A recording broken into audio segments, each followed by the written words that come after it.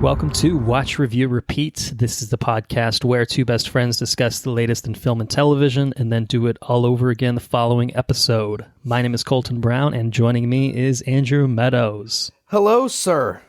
Hello to you. I say it again because recording is infrequent.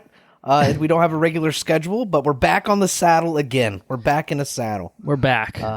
And we have someone with us, a frequent guest, a frequent collaborator at this point, because, by God, almost every other thing we talk about is indeed a Marvel project, so we just have to have him. We have to have Henrique Jaime back to talk more Marvel with us. How you doing, sir? Hey, hello. And I am back as well. Glad to talk about this one. I think we're going to have some good conversation. Watched this movie once or twice, and I'm looking forward to sharing some thoughts. I know Colton and I exchanged some thoughts in our viewing, but haven't gotten to talk to you, Andrew, at all. So I have not shared my thoughts with anyone.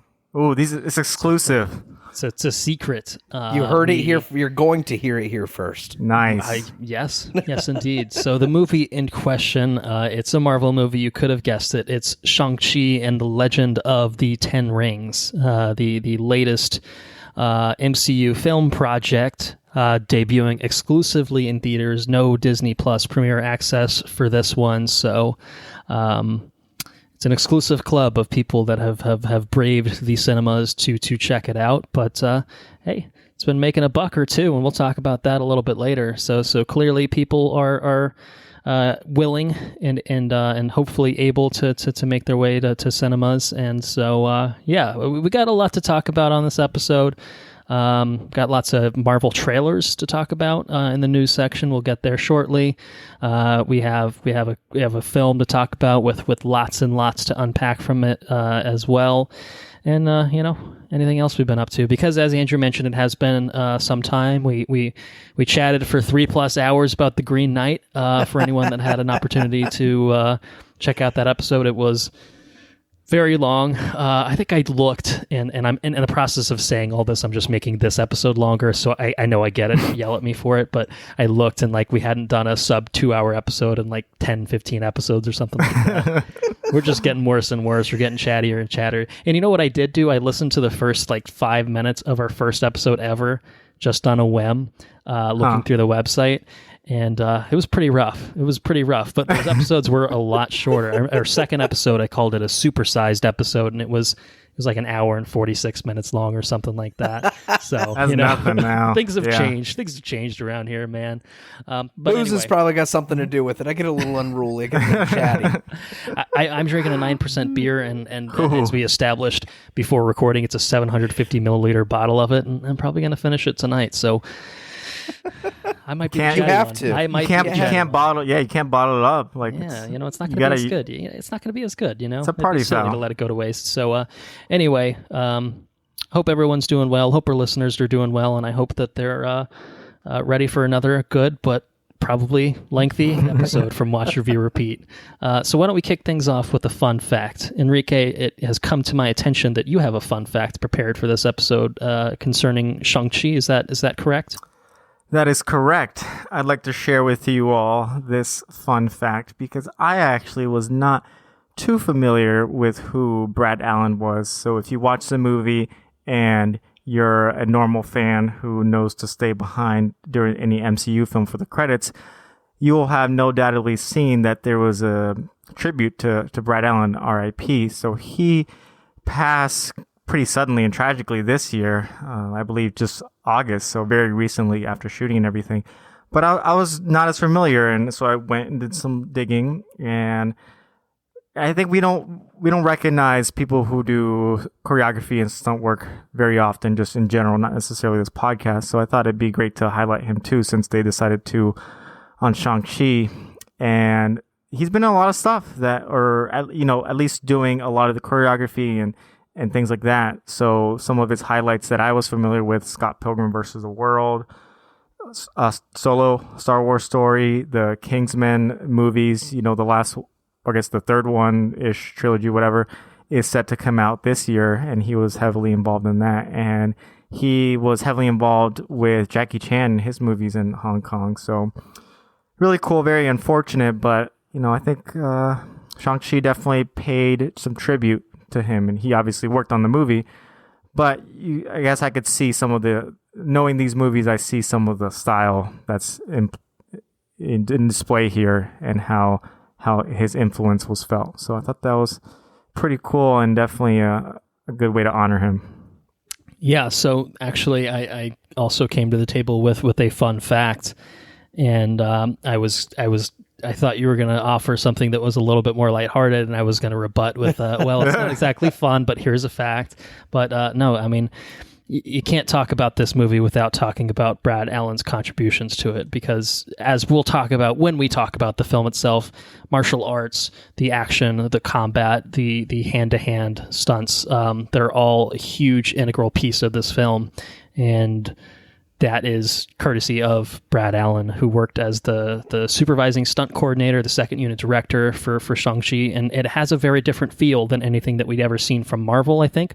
And you mentioned some of the films that he'd worked on in the past, and I think you can certainly see how this movie Shang-Chi is closer to the action that you'd get and some of those other movies. Scott Pilgrim comes to mind. It's not really a movie you'd think of as super action heavy, right, but when it does get action heavy, it's like super stylish and really cool, and that's true of this film here too. So yeah, he passed away 48 years old this past August, as you mentioned.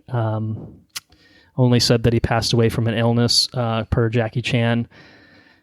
Given the current state of things, we can probably maybe put two and two together without, I guess we don't need to jump to conclusions. Obviously, the point being he unfortunately died far too young, with probably a lot more work that he was, probably willing to put forth into this world. But so, it feels like a huge loss. And having seen this film and, realizing how involved he has been in films that I'd seen without recognizing his involvement, it does feel like a huge loss. So it's not necessarily a fun fact, as I said, but it's important, and I think that this film stands as I think a great tribute to his many talents that he put on display for this film, and hopefully the Kingsman, as his I think final work likely to come out, will have some really great action on display too. I feel like even though those Kingsman films have been messy at times, really just the second one, I think I was talking with, I think I was talking with someone about it recently. Anyway, that second film is problematic in many ways, but the action has been good in both of those. I expect it will be the same for that third one. So yeah, rest in peace to Brad Allen. 48 years old is just too young, and it's a damn shame. So, any other thoughts? Any other facts, fun or otherwise? So, there were two fun facts. Wait, did you deliver your fun fact? No, that's what I'm saying. My point was I didn't know what Henrique was bringing to the table. We don't hash this out beforehand. So This is what I prepared, and it happened to be exactly what Henrique had prepared beforehand as well. All right. So. Well, my fun fact. Now that both of you guys came to the table with fun facts, let's do it. See it. I have to bring a fun fact too, because now I feel left out. Mine's a different fact. So is it fun? If it's fun, it can be uplifting, and it can it's a little bit more can fun. Change the vibe a little bit. Is it about gherkins? No gherkins. Okay. So this is the Legend of the Ten Rings, and we had a discussion a couple episodes back about like what the rings were, and we talked about how they manifest differently. They control different elements of whatever, different properties and different things, and blah blah blah blah. Right. They're mystical jewelry rings, and well. He doesn't have mystical jewelry rings. He's got, we're talking about rings that go on your arms. Apparently iron rings are a staple in kung fu movies. And this movie was heavily influenced by a movie called The 36th Chamber of Shaolin. And in that movie, they used iron rings. They also used them in Kung Fu Hustle. And the creators of this particular movie decided that, hey, it would be cool, and specifically Asian thing would be these rings, versus just a jewelry ring that everybody can wear jewelry, but this is particular of this side of the globe, and it's more thought out, and it's a little bit different. It's different and it's cool. So they went in a different direction than the comic books to bring something more cultural, and yeah, I think it's a cool direction. Cool. I think that's neat. Yeah, yeah. They definitely went in a different direction than the comics, and I think that's true of a lot of what this film did with characters. The Mandarin, as the comic book character is traditionally known, there's a very different version of him that we see in this film, and I think a lot of this film was taking some maybe outdated stereotypes and trying to make them a little bit more modern, a bit more realistic, and maybe less offensive. So, and maybe that's probably one of those things is, okay, we've got these origin for the rings. Let's do something different. Let's do something that fits the world and is inspired by this culture. And let's take these influences and wear them on our sleeves. So yeah, and that's cool. Yeah. Very cool. So anyway, fun fact. That was a fun fact. Another fun fact. Thank you for that. So that brings us to the news. I think I told you guys before we recorded I would keep the news light. Not really totally true, unfortunately, but I think there is some stuff that we can work our way through at a decent clip, and then there are some other things that we'll probably want to spend some time talking about.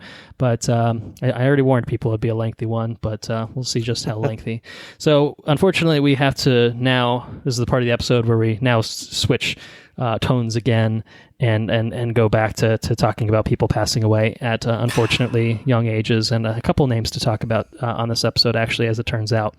So the first of which is Michael K. Williams, who passed away. He was found dead September 6th, so just over a week ago from when we're recording, at age 54.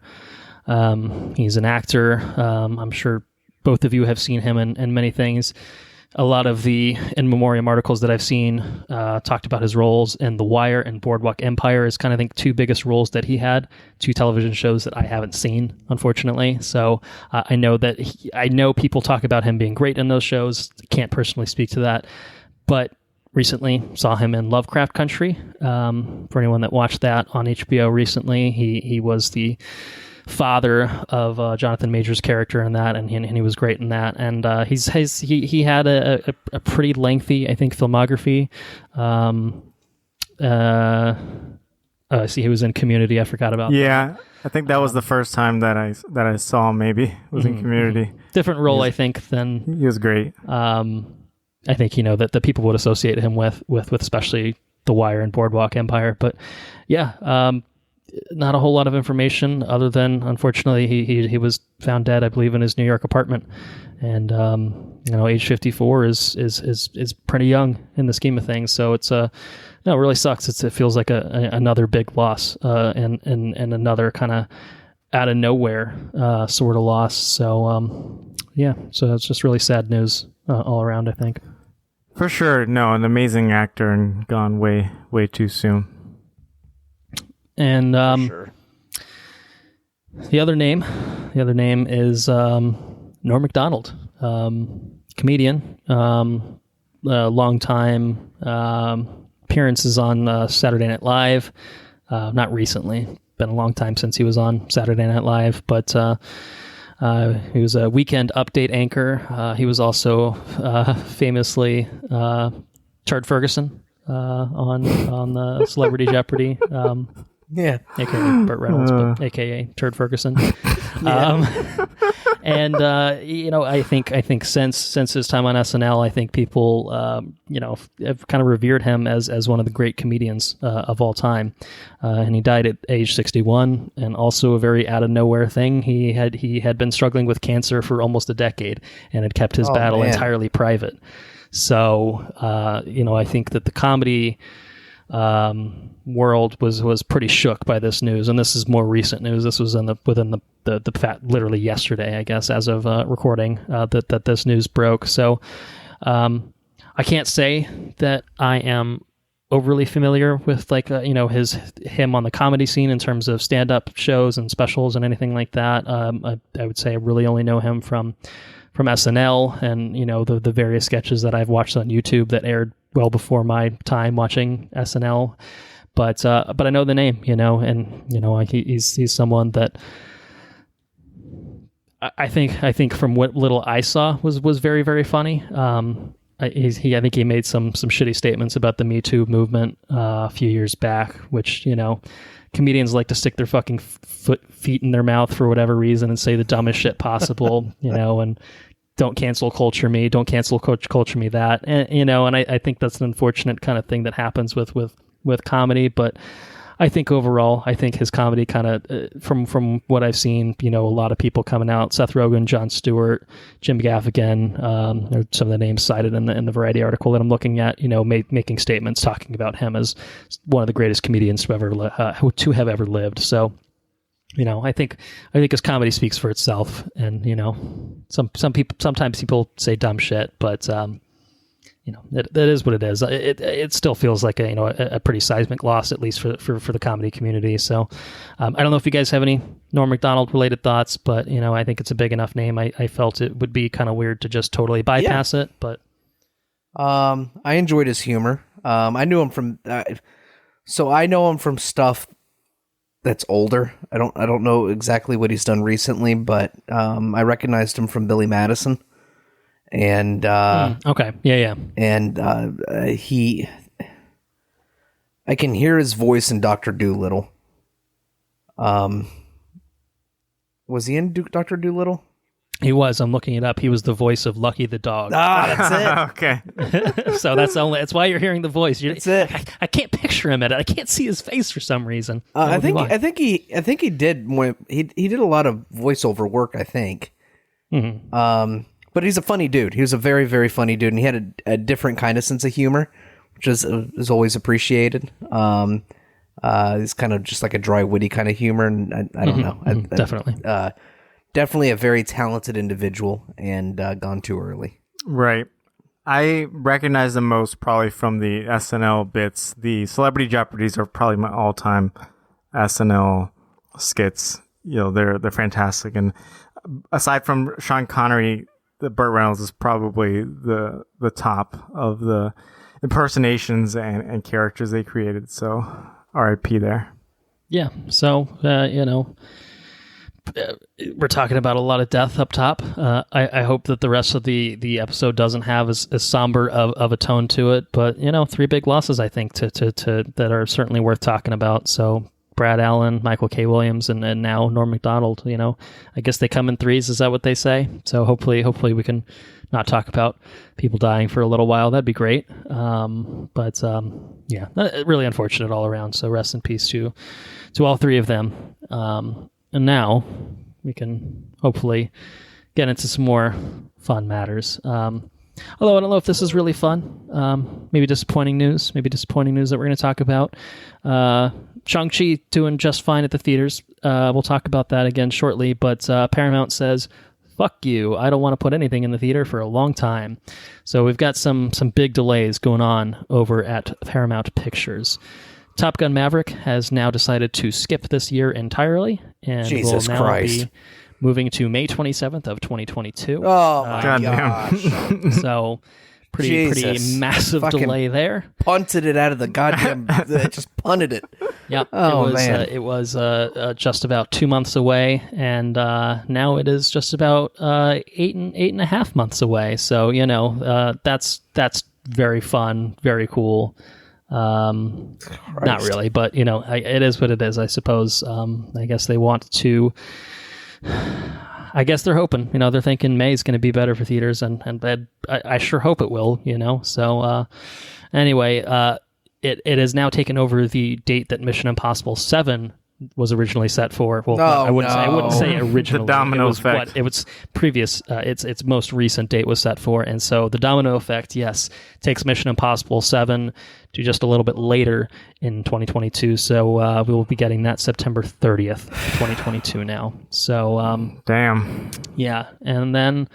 I think I led with the bigger ones, but Jackass Forever has also been moved out of this year from October to next February. So, I feel like that could be a streaming one, but whatever. And especially given that they have their own streaming platform at this point. Right. So yeah, I think it's just those 3 that have been affected. God, so bullshit. Yeah, sucks. Looking forward to 2 out of those 3. I mean, Jackass is fine. It's not a favorite franchise of mine, but it's fine. You know what I mean? It doesn't hurt my feelings that I won't be able to see it in a month's time. But yeah, certainly Top Gun. Now moving from last year to this year to next year, it's the Black Widow effect. Yeah, it is. I mean, we're gonna have maybe we'll get another so trailer. many well, I'm sure we'll get another one. We'll have so many trailers for it. So yeah, Top Gun Maverick, Mission Impossible 7, shifted dates around, and so we've got a bit longer to wait for both of those. Jeez. But that's it. That's all the release date delays I have to talk about. The good news. I'll save the best release date news for later if I remember to get around to it. First, we must talk about something that Andrew brought up unsolicited on our last episode, and I said let's press pause on it. Let's come back to it. And the reason I had not put it in the script for us to talk about was because I wanted to wait for a Marvel episode, and I wanted to have Henrique's opinion on this as well. And so the thing that I'm talking about is, of course, Scarlett Johansson suing the pants out of Disney over their release of Black Widow, the release strategy for Black Widow. So it's been an ugly match so far of you suck, no, you suck, no, you suck more, no, fuck you. It's a lot of that going around right now. Lawyers mostly yelling at each other, which is just kind of how it goes, when it's something of this nature.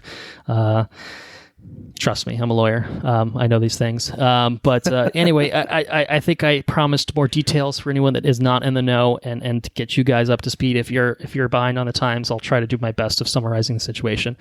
So, what happened in the first place? Scarlett Johansson basically said that the studio, Disney, breached her contract by releasing Black Widow on Disney Plus through the Premier Access, as well as releasing it at the same time in theaters.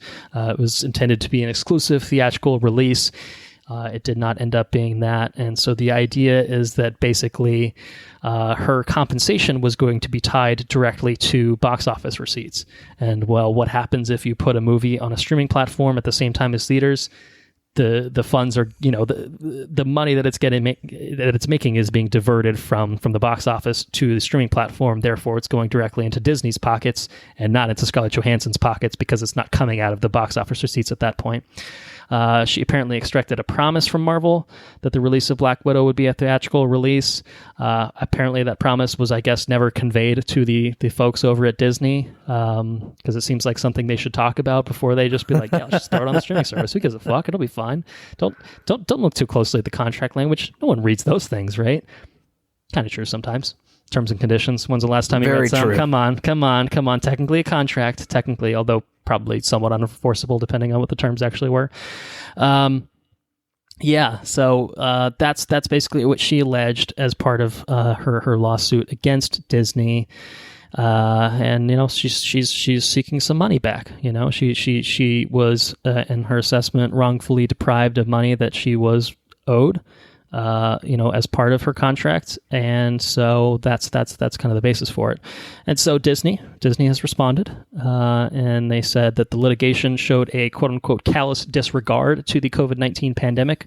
And they stated that she had to date received $20 million as a result of the project. So no small sum of money, you wouldn't say, but maybe to Scarlett Johansson, those are pennies on the dollar. I don't really know. Wow. That's I don't want to cut you off, but that's Disney doing PR. Oh, of course, of course. That's Disney saying, "Oh, well, we're just going to tell her she's made so much money, so Scarlett Johansson's obviously off her fucking rocker." You know what I mean?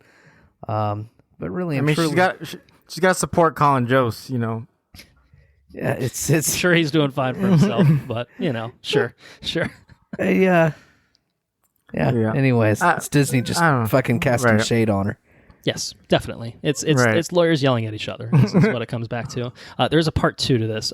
There's more of what's going on with this. This is a more recent update, and by more recent, I still mean a few weeks old, because I really have been sitting on this for a long time. Let's see. Scarlett Johansson's lawyer struck back at Disney. Like I said, lawyers yelling at each other. And so they said, after initially responding to this litigation with a misogynistic attack against Scarlett Johansson, Disney is now predictably trying to hide its misconduct in a confidential arbitration. And so it's now kind of, I think, turned into Disney wants to basically put all of this litigation behind closed doors, not have it be a public battle, whereas Scarlett Johansson and company is basically like, what are you hiding? Kind of thing. So that's, I think, kind of where it's at right now. I'm sure there's more details that could be mined from reading through these things, and I'm sure you could find the actual litigation, and pour through that if you have the time for it, which I guess technically I probably have the time for it, but side project. It's a lot of mudslinging and stuff. But anyway, if I was Disney's dumb PR machine, right? Because COVID-19 is not ground for breach. I mean, contracts exist with or without a pandemic, right? Like, I mean, this is what you sign. This is what you're obligated to do. They obviously breached it, right? Because they didn't. It was they released it in two different places, right? And if Disney wanted to cast shade rather than telling, you would just say, listen, we tried to protect our viewers. We tried to protect the fans. We tried to do this and that. Obviously, Scarlett Johansson doesn't value her safety or blah, blah, blah, blah. You know what I mean? You can attack her while saying, we choose to settle where we're giving her a portion of however we rate the success of a film on a streaming platform. We're going to give her that. You know what I mean? And surely she would accept that. I mean, how does she gauge? I wonder, when it boils down to it, I wonder what she gets compensated for. Like, what are the grounds of her compensation? Right? How do you base that off of the amount of people that bought the movie for $30? Is that considered? You know what I mean? How do you? I'm sure that wasn't in her original contract because that wasn't even a thing. Barely. No. So you would probably average out a movie ticket. How many movie tickets do you get for the price of a movie on the Disney platform? Okay, so that's roughly 2 tickets or whatever. So how do you split that arrive? Exactly. So I would be interested to know what they arrived to and why Disney would not just upfront. Yeah, we breached the contract at trying to protect people. Sorry, Scarlett Johansson. This is how we decided to. This is the next best thing. You know what I mean? Just do it all in public. Everybody's got the receipts nowadays. Just put it all in the air. Fucking Disney. The internet's open. I'm not mad at Scarlett Johansson. I'm on ScarJo's side. Team ScarJo. Yep. Yeah, and with this, obviously, I think we can safely say bridges have been burned at this point. I can't imagine there's a rush to make any more projects between Disney. She and died in the universe anyway. Yeah, she's not coming back. I think that's exactly why. Is she's kind of just like, okay, I'm good. I've made several movies. It doesn't hurt at this point to go ahead and fight for what I believe that I'm owed under, what I was promised, what I was contracted for. So who cares about the repercussions? Like, there are other studios in this world that will still hire me because I'm one of the most bankable actresses in working right now. You know what I mean? So, it is kind of interesting to see someone actually put up a fight like this, because most people, would think, well, I've got a pretty good gig rolling. I don't want to really fuck with that. I don't want to rock the boat too much. So I'm not going to do this and piss off the people that employ me. Right. So yeah, it is kind of fun to see her kind of take a stand like this. It's interesting, and it's fucking Disney. It's the same thing we talk about, like Jeff Bezos and all those assholes. Like, they got the money. Like, it doesn't. It doesn't even matter if the contract was airtight and she's in the wrong. Like, fuck it, man. Just, you settle out of court and then you get the PR crisis out of the way, instead of just saying, actually, well, you're a fucking idiot and we did everything we said, and so fuck you, but also let's litigate this behind closed doors. Okay. So if our overlords being Disney, the ones that send our paychecks for hyping all their shit, if they are in need of good PR people, people to make these public statements and look out for the overlords of Disney, there are 3 people on this podcast that can make that happen for you. So we think that I think that there was a misstep there, Disney, and if you're looking for a new strategist, I'm sitting in this seat right here. So I'm putting that in the air. Anyway, Yeah. No. Yes. Yeah. I feel like it's kind of dumb. Like, it's a lot of rich people arguing about money, but I think it's mainly relevant because the Black Widow is technically the second now woman-led Marvel film. So it's like, will this happen? Would this happen to RDJ? Will this happen to someone else? Hard to say, but it definitely looks bad on you when you're doing it to only your second led female movie. So, and given that we know that Shang-Chi was released exclusively in theaters, did well enough for them to turn around, and I guess this is somewhat news, to turn around and say, actually, every movie that we're putting out for the rest of the year is going straight to theaters. And it's just like, oh, okay. Black Widow came out in May. Right. Like, I mean, arguably marginally May was honestly better. It was better. Maybe it was better, actually. May was a better time. God. I think certain it's arguments it's a real bad have a bit of merit. But yeah, the optics of it alone, I didn't even really kind of think. And then they turn around and call Shang-Chi an experiment. Yeah, it's like, your fucking PR sucks, Disney. What are you doing? Hire me. Yeah, just foot and mouth. Oh God, why are all these people saying this dumb shit? Just think. Trump left the office and Disney hired him to do PR is probably what happened. We got Disney tweets. Yeah. All right. So, that's what's going on with this, more or less. I'm sure it'll be an ongoing saga, and we'll see how things develop. I'm sure this will stampede towards a settlement at some point, because that's how these things go. But it's all right.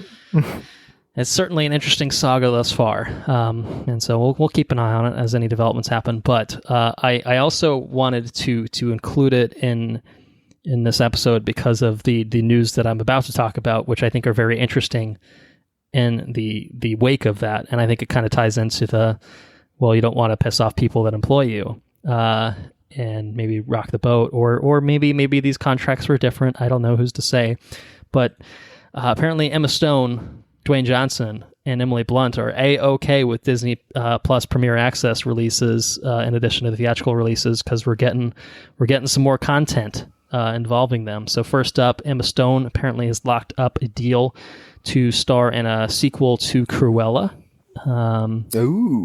And will that sequel just be called 101 Dalmatians? I don't know. I guess we'll find out. It would be kind of weird based on what the film was, but it's certainly possible, and they did kind of set it up in that direction. I think there were rumors as soon as the Scarlett Johansson went off that Emma Stone was considering filing a similar lawsuit, and it was just is there going to be a wave of these lawsuits? And maybe this is the end result, is just actually. She's like, I'm thinking about suing. They're like, well, we're thinking about paying you more money to do another film. Oh, okay, I'll do that. Maybe that's the way that shit goes. So anyway, Cruella 2. Oh, that's funny. Any takers on that? Emma Stone back? I haven't even seen the first one, so I'll watch that at some point. I think for those listening at home and yourself, I think it's on just Disney Plus. I think I saw that. Regular now, no extra money, right. no fees or anything like that. So it exceeded expectations, but then again, expectations were kind of low. All right, they were low. Okay. It's pretty solid. I'll check it out. I'll check it out. Sure. It's stylish and it's entertaining. Sure. So I think it's worth a watch. I guess we didn't do an episode on it, obviously, but it's pretty solid. It's pretty solid. So anyway. I don't know. I don't need a sequel. I didn't need the first one. You know what I mean? But it was certainly better than expected. I just don't know that the direction they went in really sets itself up for a sequel. But it's got a cool punk rock soundtrack.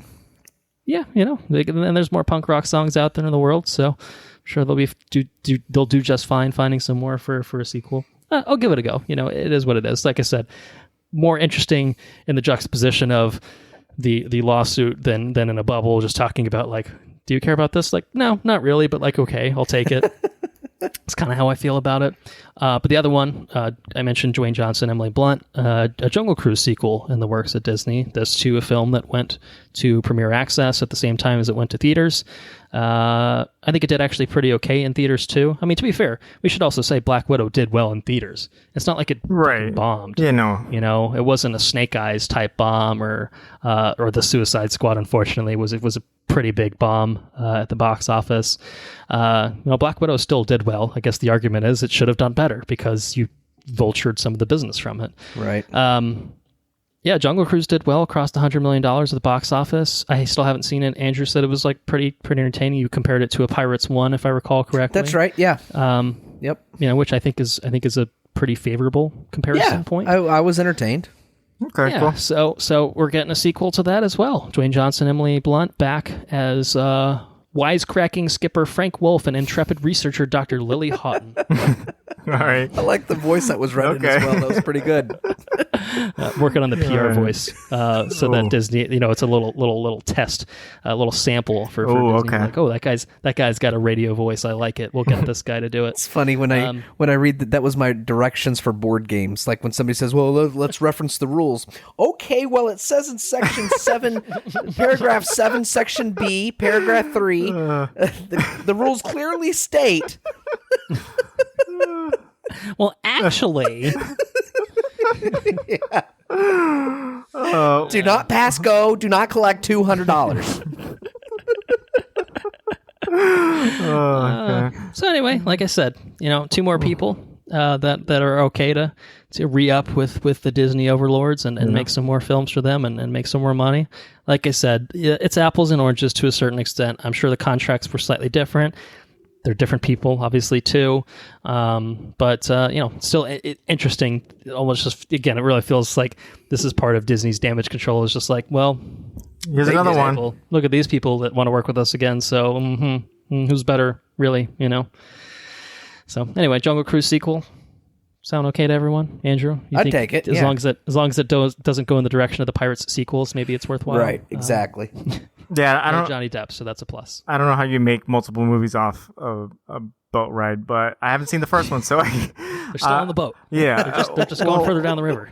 Well, maybe. What if they did like a shared universe of Disney rides, like Space Mountain, right? And then Buzz Lightyear's Space Shooters, and all of a sudden it matches up into Disney World Avengers crossover. If you want to make it happen, Disney, we can write it for you.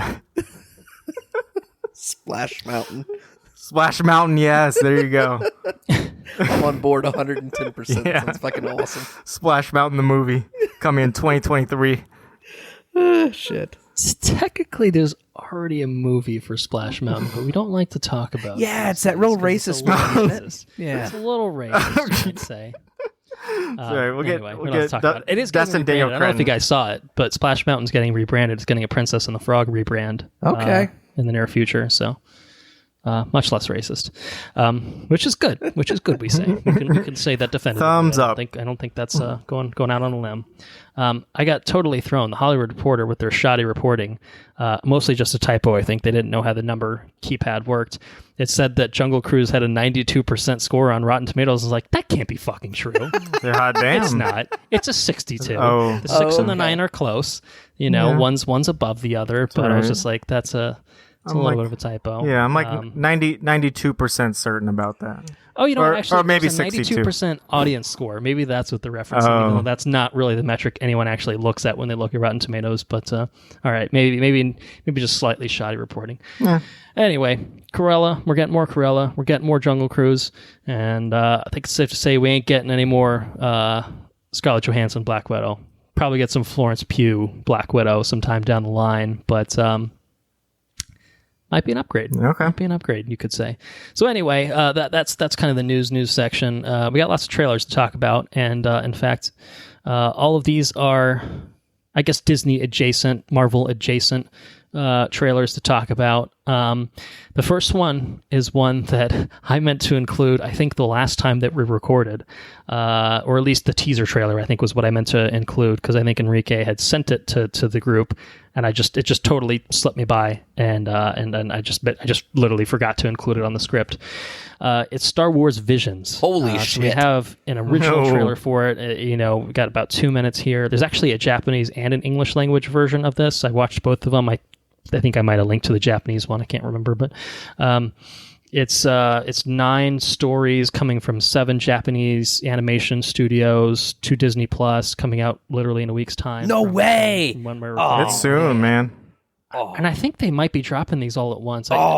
Maybe don't hold me to that. I don't want to overpromise. I don't know, it's Disney. But I meant to bring it up, ages ago, but now it's, we can talk about it and it's less than a week, so we can get excited about it and not feel bad for waiting, a super long time. So, apologies for having this conversation, quite literally, months later than anticipated. But what do you guys think about Star Wars Visions? What you got, Andrew? Oh, God, it's absolutely incredible. I was waiting for somebody to ask me. Oh, my gosh. If anything's right picking for some Japanese-style animation, it's Star Wars. Why we've waited so long for something like this to be properly made, I don't know. Or maybe I didn't know it existed. But now it's here. But now it's here, and it's in the forefront. It's on a big platform. There was that one thing with the Death Star. I think that was a fan-made thing with the TIE fighters, and it was anime style. Either way, though, this looks absolutely incredible. There's a couple of particular story arcs that look really interesting. I don't know if they show you all 9. You said there's 9 or 7. There's 9 stories from 7 different studios, so a couple gotcha. doubled up on different stories. Anyways, there's a couple that look very, very, very interesting, but all of it looks super well done. It looks like there was a lot of care and a lot of effort put into the animation of these, just from the 2 minutes of trailer you get. Are they 30-minute deals, or is there any information on that? That I don't know. I would say probably guess, not. Yeah. Or no? Probably Longer? an hour. I don't shorter? know. I mean, I would say they're probably no more than a half hour would be my guess, but I don't know. I don't know. It really probably just depends on the story. I don't think we have anything about duration, runtime, or anything like that. Yeah. Either way, we'll know in a week. I'm super hyped. Super, super, super hyped. Looks so fucking cool. No, this looks awesome. I'm really pumped about it. The trailer, that was an amazing trailer, just in general how they stitched it all together. So it got me hyped from day one. I mean, the concept is awesome, like you said. So I'm 100% down. And all the freaking force powers, man. You got them stopping stunners and shooting them back. You got them catching the fucking laser blasters and throwing them back at the guns. You got the guy catching the lightsaber in between his hands. Not in between his deal. That didn't make any sense. You got the lightsaber in between his hands. Oh, man. It looks so cool. You got the spinning lightsaber thing. Yeah. What's the that? spinning umbrella lightsaber thing. That's cool as shit. You got lightsaber whips, it looks like 6 lightsaber whips at one point that wrap around his lightsaber. That was cool. All sorts of just... And when they're like, and when they're talking, and Japanese always sounds so intense, especially like when it's coming from like a sensei or like just a fucking master of a thing, and he gives her the lightsaber. He's like, this is a big fucking deal. This is from a long time ago. This is a lot of power. This is a lot of responsibility, and she's like, okay, I'll take it. And just an awesome trailer, dude. The episode's going to be 3 hours if you let me linger on this. I'm excited about it. It looks very unique, very different than anything we've ever seen from the Star Wars franchise, and that's awesome. Obviously, it feels very Japanese, feels very anime, and it should, because that's what it is. So I really like having that kind of melded with the Star Wars franchise. You can get crazy and out there and in a way that you never have before with this franchise. So I'm really excited to see what this ends up looking like. I think 9 different stories is really cool. It's not, there's so much latitude there to basically do whatever they want. I think they basically said this isn't beholden to canon. They can, it really was, hey, you've got the IP, play with it, do what you want, don't worry about, actually, this character can't, this character can't appear, that sort of thing. They're not really too worried about that. So it's very cool. I'm looking forward to it. The voice cast they've announced for it, I'm not going to do the exhaustive list because then we would be here for 4 hours. But it is being released in both Japanese language and English dubs. The English dub cast is pretty impressive. Notable names in there: Brian T, Lucy Liu, Joseph Gordon-Levitt, Tamara Morrison, Neil Patrick Harris, Alison Brie, Karen Fukuhara, Cary Hiroyuki Tagawa, Masaoka, Kyle Chandler, David Harbour, Henry Golding, Jamie Chung, George Takei, and who's that? Is that Simu Liu. Simu Liu also in the English voice cast. Oh, a little tie-in. Little tie-in. Save best for last. And then, I'm sure the Japanese voice cast, even on the Wikipedia page, most of these are blue links, so I'm sure they're established either voice actors in Japan. I don't know what the best way to watch it is, but good news is you can watch it two times and watch it both ways if you really want to. So yeah, Star Wars Visions comes to Disney Plus on September 22nd. I have confirmed all episodes will drop on that day. Nice. So Andrew will be very pleased to learn that. Makes me happy. But that's almost what makes me think, is this going to be shorter? Is because if they're dropping 9 binge at it once, all. maybe they're a little shorter. But if it adds up to 2-3 hours of entertainment, fuck yeah, For sure. That's cool. That's 2 to 3 hours more than we had before September 22nd. So yes, Star Wars Visions. We are all looking forward to that, certainly. But are we looking forward? Are we looking forward? Voice, for those that couldn't figure it out. Eddie Brock, I'm hungry. Is that better? Is that, am I more in the zone? I want there to let there be carnage. Oh, Christ. Oh, this fucking movie. Oh no, man! When I get out of here, there's gonna be "Let There Be Carnage." I saw a meme of it. Sorry, it was great. Venom: Let There Be Carnage. We have official trailer 2. The good news I will circle back to the release date good news that I had. I was speaking facetiously. This was originally, I think, October 15th. Sony took a look at how Shang-Chi was doing at the box office and said, all right, we're moving back to October 1st. So we get this even sooner. Excellent. Than we would have once upon a time. So October 1st, we will have Venom: Let There Be Carnage. We got another full-length trailer for this, starring the great Tom Hardy, starring the great CGI Venom that looks horrendous, starring the great Woody Harrelson. To be fair, these are good actors. I'm like, very giving them talented shit right now, but they're usually pretty good. They changed up the wig a little bit, or whatever the hell he was wearing. He's not wearing the Annie. It looks a lot wig better from the end of Venom. Yeah, but yeah. What do you guys think? Does this appear to be an improvement on its predecessor? Does it appear to be more of the same? Does it appear to be worse? I don't know. What's everyone's take on Venom: Let There Be Carnage? I don't think it's going to be worse. Like there were like certain parts of Venom that worked, and if they just tap into that and just, I don't know, like I guess just make it like silly and stupid, right? Because that's kind of at least some of the parts that were good and fun about the first Venom. So I don't know. I don't have high hopes for it, but I guess I'm guessing it's going to be better than the first one. That's my hot take. Andrew, do you agree? I think that the first movie was irredeemable. It's nowhere to go but up. Well, I don't know. Just fucking stay where it's at, right there. Turn into a puddle of symbiotes.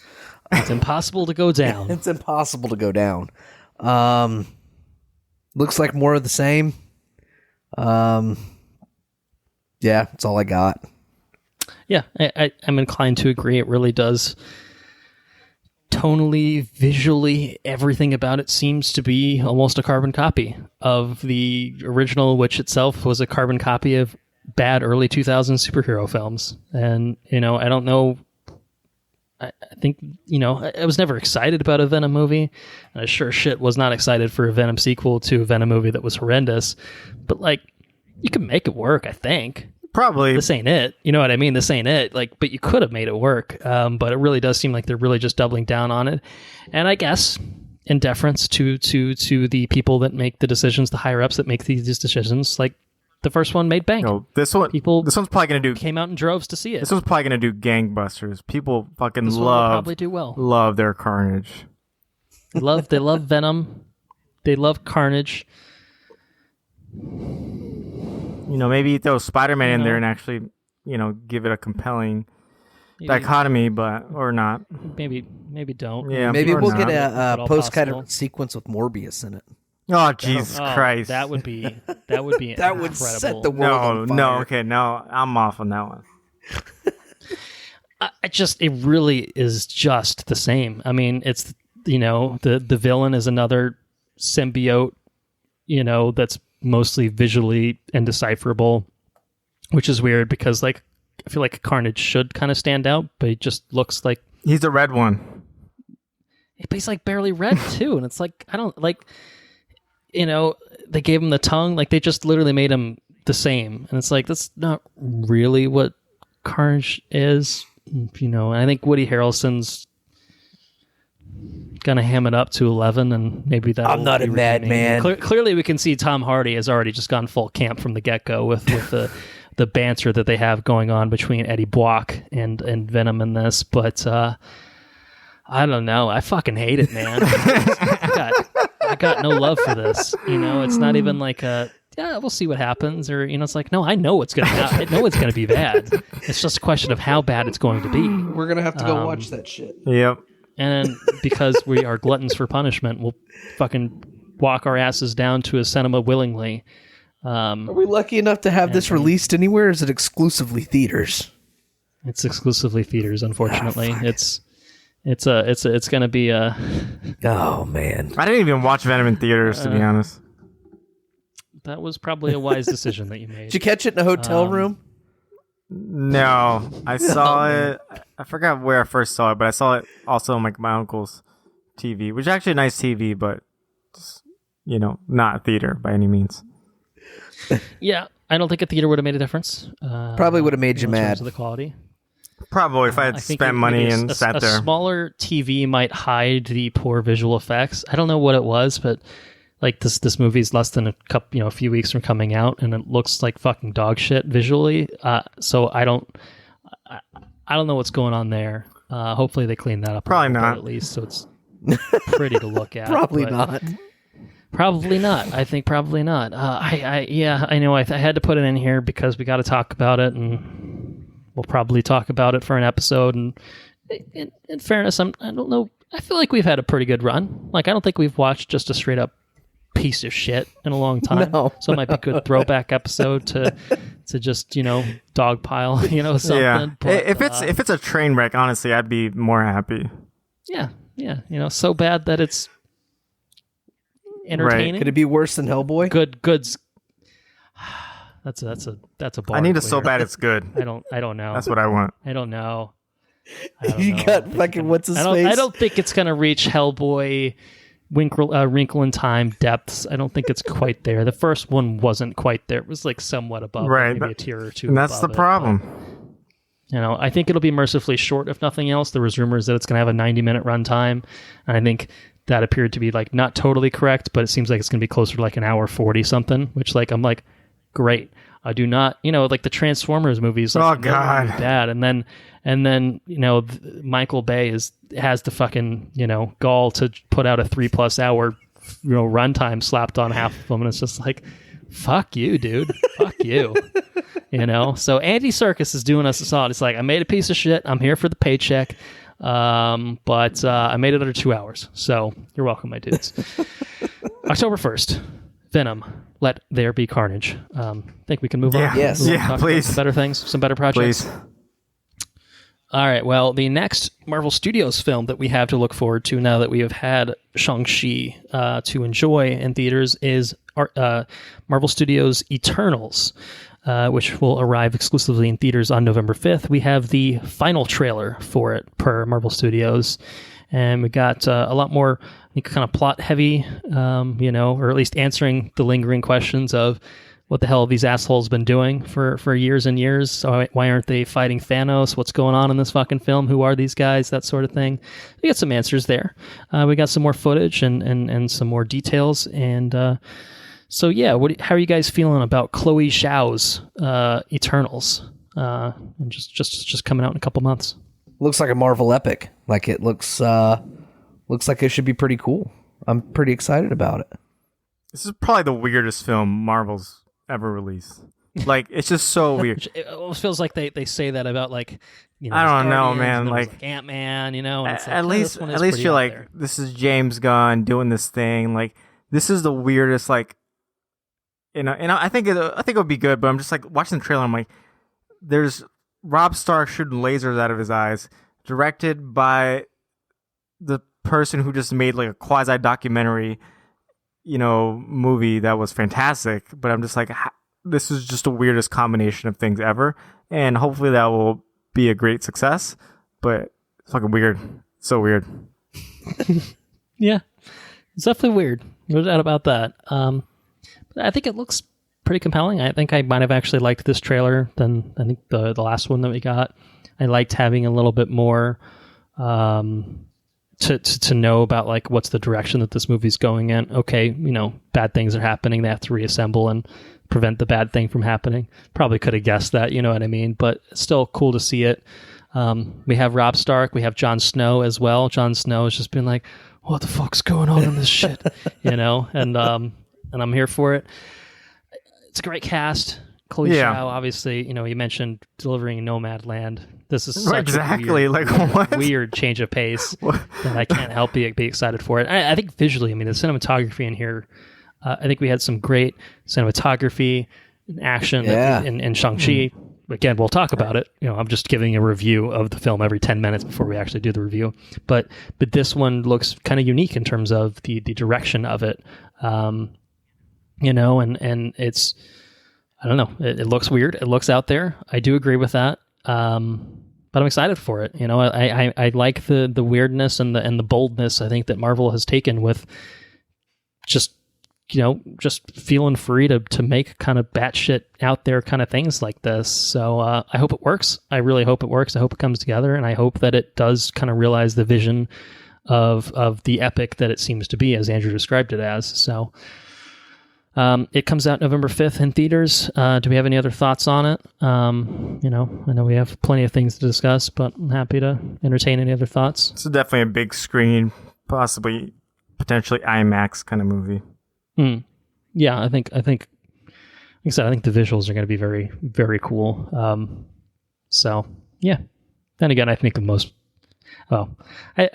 movies as IMAX potential. Venom, Let There Be Carnage, perhaps no thanks not so much, but no thanks on that one. But yeah, looking forward to it. So all right, let's move on to the final Marvel Studios film that we will get in 2021, the fourth one. My God, I think that's got to be the first time that this will have happened. I think we've had 3 in a year, maybe. I think that's been the record. Obviously, we had 0 last year, so that's partially to blame for the packed nature of this year. But it's the co-production with Sony Pictures, who are also bringing us that great film we just talked about, Venom, but they are also bringing us Spider-Man No Way Home, the third film in the Tom Holland Spider-Man franchise, hitting theaters December 17th. We've got a nice little Christmas film with Spider-Man. Doctor Strange is in it, and they're up to some shenanigans. And seems to be some bad things that are happening as a result of those shenanigans. Some multiversal implications from what we can gather here. So who's got some thoughts on No Way Home? I think this movie is going to break the box office. And I think if we get another trailer that really more explicitly confirms it's the multiverse potential. Oh yeah. But as soon as the word gets out, this movie's going to hit 1.5 bill no problem. Oh, man. Bold prediction. Yeah. Bold prediction time. Obviously Spider-Man film always do pretty well. Third of the sequel, you got Sam Raimi his touch on it, right? And he's going to be kind of, I guess, not feeding into this, but kind of receiving all that energy with Doctor Strange. I'm sure he has his Strange. I'm sure he has his grubby mitts in there too. And then I think this is going to be cool. This is going to be awesome to see in live action, and it's going to do stupid box office numbers. I could see it, and what we get in this teaser, right? we get confirmation, which we really already knew. Alfred Molina back as Doc Ock. We see the pumpkin bomb. We hear Willem Dafoe's iconic Green Goblin laugh. Some electricity going on in the background. Who could that be? We already know Jamie Foxx is coming back. So we know that there's a lot of previous Spider-Man villains returning. But is the Rhino in it? That's what I want. Paul Giamatti in this movie. Is Paul Giamatti in this movie? Hey man, if you're going to go for it, you might as well chuck him in there too. Just do it. Obviously, the question on everyone's minds, in terms of, okay, well, if they're coming back, then who else is coming back? The question on everyone's minds is apparently, is Daredevil going to be in this? Are those Charlie Cox's arms in the trailer? They're not. They're not. There was an IMAX full frame version that showed it was not his arms in the trailer, but doesn't mean he couldn't be in it. No. Obviously, people want to know. Is Andrew Garfield going to be in this? Is Tobey Maguire going to be in this? We don't know, but probably. I think if they reveal those two being involved in the next trailer, that's the one that for me will solidify. Oh yes, people will come out in droves to see this film because people love them some Tobey. I gotta, and I think just to see him come back out, especially now that it's been, we're a decade plus removed from his films. I think the nostalgia has only just gotten bigger and I think people are like looking at like Spider-Man 3 and be like, yeah, it was kind of fun, right? I was like, no, it's not. It's still pretty bad. But, and even the Amazing Spider-Man films, like I saw a thread on Reset Era recently. It was just like, the Amazing Spider-Man 2 is great. And I will not hear any, slander against it. I'm like, no, it's still really quite bad. But I understand there are aspects of it that you may enjoy. Take some of those good aspects from those old Spider-Man franchises, incorporate them into the good aspects that we've had with this new Spider-Man iteration with Tom Holland. And you got butts and seats. It's a good formula. I thought it was too soon for multiverse bullshit. I think I've probably said as much on the record before, but I think especially with Loki and the direction they're going in with Doctor Strange in the Multiverse of Madness, yeah, Spider-Man multiverse. Okay, fine. I think it can work. Why is Doctor Strange agreeing to do this spell that has very bad consequences to the point where Wong is like, don't fucking do it, you goddamn moron, or I'm leaving, I feel like we're not seeing everything. I think the teaser is just kind of setting up this very basic idea, or Stephen Strange is just a very arrogant asshole and is just like, I'll do what I want. We watched some What If, and Doctor Strange is up to some shenanigans. We'll leave it at that. He's got his head up his ass a few too many times, and it can have dire consequences if left unchecked. So yeah, I it's a big deal. I think this film, it feels like it really is kind of heading towards the Avengers type team up. Things that we got, like it was a big deal seeing the Avengers and Guardians of the Galaxy crossover. Like that was a big deal for people. And this almost feels like it has the same sort of stature where it's just like, this isn't just another Spider-Man film, and obviously we've had a lot of Spider-Man films and like the two Tom Holland ones have been great. People have really enjoyed them, but this really does kind of feel like it's the Captain America Civil War was just like, well, it's Captain America, but it's also got Iron Man in it. It's an Iron Man film too, and it really feels like that, but even more than that. So I get, Henrique, why you're kind of predicting big numbers for this, because I think this has the potential to involve generations of cinema goers and bring everyone together in a big way that the Avengers films have done. And hopefully December 17th, the theaters are in a position where, it's not too crazy to ask people to come out for it. I hope that's the case. I'm looking forward to it. I really am looking forward to it.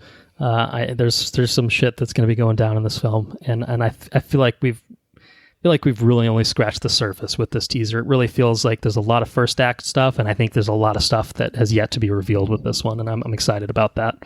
So hopefully they don't show their whole hand. You know what I mean? And I'm gonna stop watching. But good stuff on the horizon. Really looking forward to Spider-Man No Way Home on December 17th. So any other thoughts on that? Ready to move into our final piece of news? We can do it. All right, I'm seeing some heads shaking. We're going to talk the latest edition. This was a late edition, I guess, I made the script a few days ago. This trailer had not come out, but then it came out. I was like, well, it seems only appropriate to include here. It is the trailer for the next Disney Plus Marvel Studios show that we're getting. November 24th will bring us Hawkeye, featuring Jeremy Renner, Jeremy to some, and introducing Haley Steinfeld as Kate Bishop, a.k.a. Hawkeye's, I guess, protege. It's got a great tagline. The best gifts come with a bow. It's got a very Christmassy vibe to it, which is fun and unexpected for me. But we got an official trailer for Hawkeye, and so I don't know, how you guys feeling about it? Excited for it? I am very excited about this one, and I like the marketing. It feels like a Christmas special kind of thing. Mm-hmm. Mm-hmm. And it'll be appropriate because it's starting late November. By the time it wraps up, I think it's for 6 episode 1. It'll basically be Christmas, or maybe slightly past Christmas by the time it actually finishes up. But it's good timing. Like you'll be in the holiday spirit when this thing is airing, and that's very fun.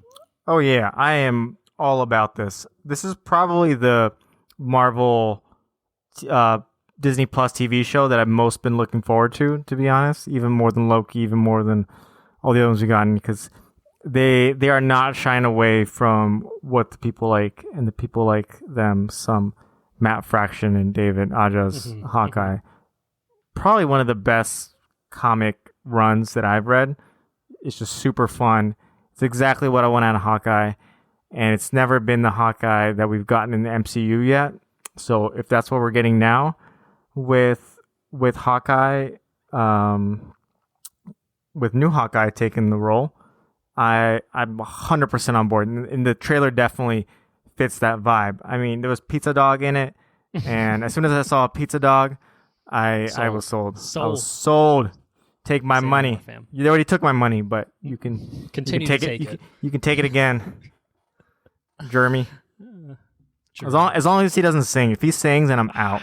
I am out. Well, what if he and Haley bring us a duet? I think maybe she could single-handedly save the song and just give him like a little guest verse at some point. No, I think she knows. I think she's got too much decency to stoop to such lows, even if there are buddies now after filming this. But I kind of feel like I don't want to say I'm like the exact opposite of, I guess, of where you were or anything like that, but Hawkeye was one of the few Disney Plus shows that they announced where I'm just like, okay, cool. Not like a huge deal for me. It's like seeing that character, I'm more excited to see. Like WandaVision I was more excited for. Loki I was more excited for. Maybe I don't know. Falcon and the Winter Soldier, I guess. I don't know. Probably the same tier, I guess. But, and then they announced the new characters like the Miss Marvels, and we're getting like Moon Knights, and I'm like, oh, that's fucking cool. Like that's pretty cool. That's what I'm really hyped for. Hawkeye's like, we've seen a lot of Hawkeye, and like, Jeremy's pretty entertaining. He's a cool guy or whatever. But this trailer made me do, again, not really a 180, but like basically 180, where I'm just like, oh, I'm fucking all on board for this. Oh, yeah. Very, very excited to see this. I haven't read the Fraction run.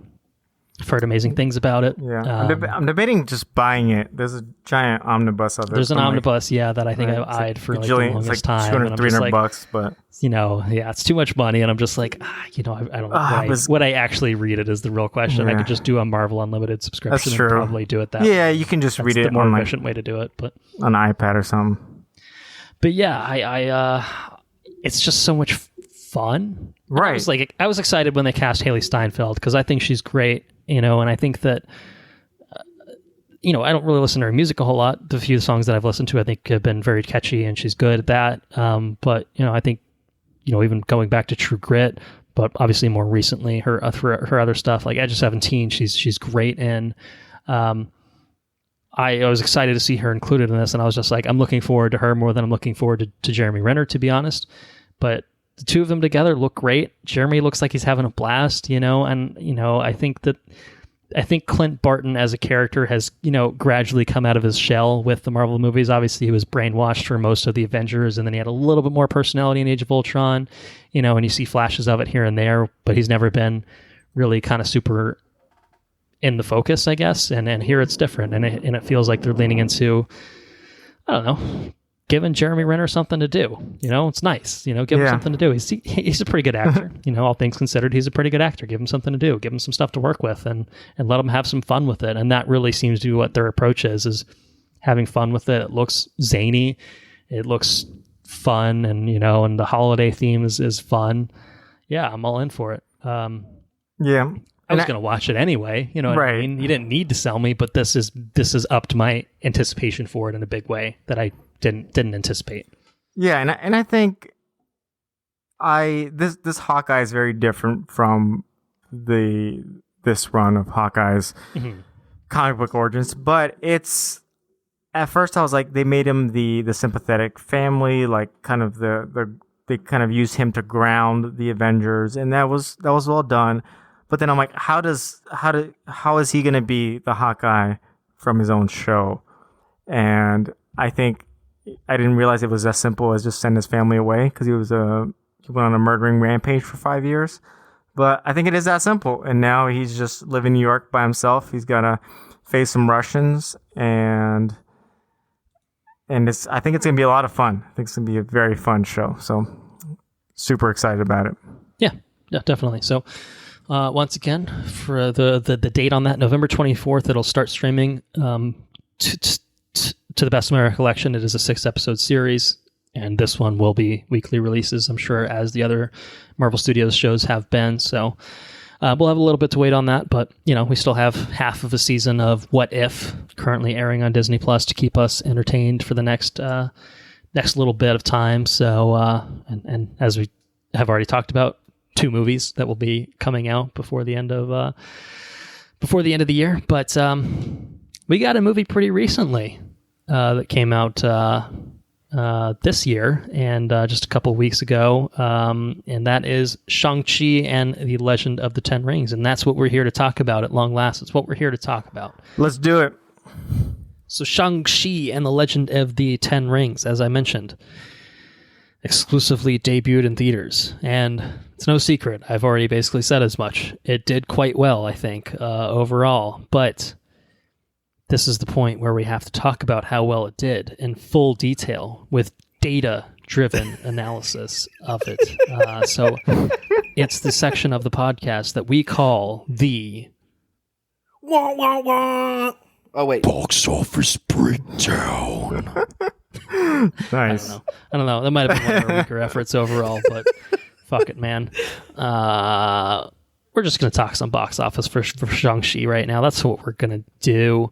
So, what's going on Shang-Chi? It came out a couple weeks ago. It's had a couple weekends already. Its opening weekend, it hit $75 million and $388,000.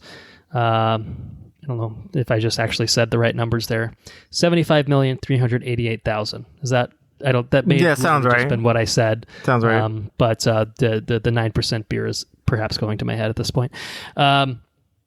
So pretty good debut. This is a original IP for Marvel. We have not seen the character of Shang-Chi in any other incarnation in live action ever, to my understanding. I'm pretty sure this is the first time we've ever seen this character. Certainly new to the MCU, not really set up in any other previous film, really just kind of out on its own. Yeah, I mean, I think that's a great figure. It basically puts it, like mid-tier opening weekends overall, but I think compared to some other films, it's better than the debuts of Thor, first Captain America, first Ant-Man. It's right on par with Ant-Man and the Wasp, which was an established, sequel. It's a little under Black Widow's opening weekend, which was $80 million. And I think that's not including the Disney Plus figures, but don't ask Scarlett Johansson about that. It's not important. It's pretty good. Pretty close to a lot of other opening weekends, and obviously we don't live in normal times just yet. You know what I mean? So I think under the circumstances, there's a lot of people that are still apprehensive about going to theaters, but clearly there are plenty of people, that were willing to do so, ourselves included. And it's maybe it was worth going. We'll talk about that in a second. In its second weekend, I think this is really the most noteworthy kind of aspect of the box office, and I think this is what happens when you don't have the option to watch it on streaming or to watch it again on streaming. It had a really, really solid hold in its second weekend. It only dropped to $34 million. It's a 54% drop, which Black Widow had like a 70% drop. So that's a pretty sizable difference between the two in terms of the legs. And it now has crossed $150 million domestically. Which is a big number. It's not getting a China release as far as I'm aware, but I think it's done okay internationally. So it stands at $262 million worldwide. It's got to be, I think this has to be considered a big success for Marvel Studios. It feels like year in, year out, they're offering something new and original. Obviously, in addition to the sequels and stuff that we get. That they expect are going to make gangbusters, but it seems like anytime they throw something new out, everyone predicts, well, this isn't going to do well. This is going to do poorly. Guardians is going to bomb. Ant-Man's going to bomb. Whatever. It's the same story, and then every time lo and behold, it makes bank. And so Shang-Chi is definitely another success story, another notch in the belt for Marvel Studios. And why would it not get a China release? China is very choosy about things, and they have, I don't know, I guess just different. It's just a different culture over there. You see, I think a lot of pushes with a lot of studios to make things Chinese friendly, whether it's stripping, gay romances out of films because that's not treated too kindly over there, or filming it partially in China because that will appeal to Chinese audiences, a la Mulan. There's a very concerted effort because the Chinese box office has huge potential. If the Chinese box office comes out, in a big way, you can almost double your worldwide gross with the amount of people that live in that country. Huge alone. Market, right? So China leverages that power. You kind of get that, but I don't know I can't remember what the specifics are with this one in particular. I don't know what the excuse is for why they're not planning on screening this one. I just know that it's just like, no, we're not touching that. So I don't know. Seems a little silly, but obviously well out of our hands. But anyway, I think no China release, fine. I think it's still doing really, really well for itself. And I think that this will actually, I think this is going to outgross Black Widow. It's only like 30-something million away from crossing it right now. And I think the exclusive theatrical nature of it means that people are going to keep coming out for it. And especially this month. September, weirdly enough, doesn't have a ton of big box office releases. Venom was actually here at one point, moved to October, and then moved slightly early in October. But there's just really not a whole lot coming out. So it's really kind of got free reign to just own this month. And then October is when business, I think we'll start getting crazy week after week. We'll get Venom and like Halloween and then Dune. And there's like every like October's going to be packed. But yeah. So anyway, I think good success story for sure for Marvel Studios with Shang-Chi's numbers. Enough, they felt confident enough, to avoid any potential threats of lawsuits and put all of their movies the rest of this year out exclusively in theaters.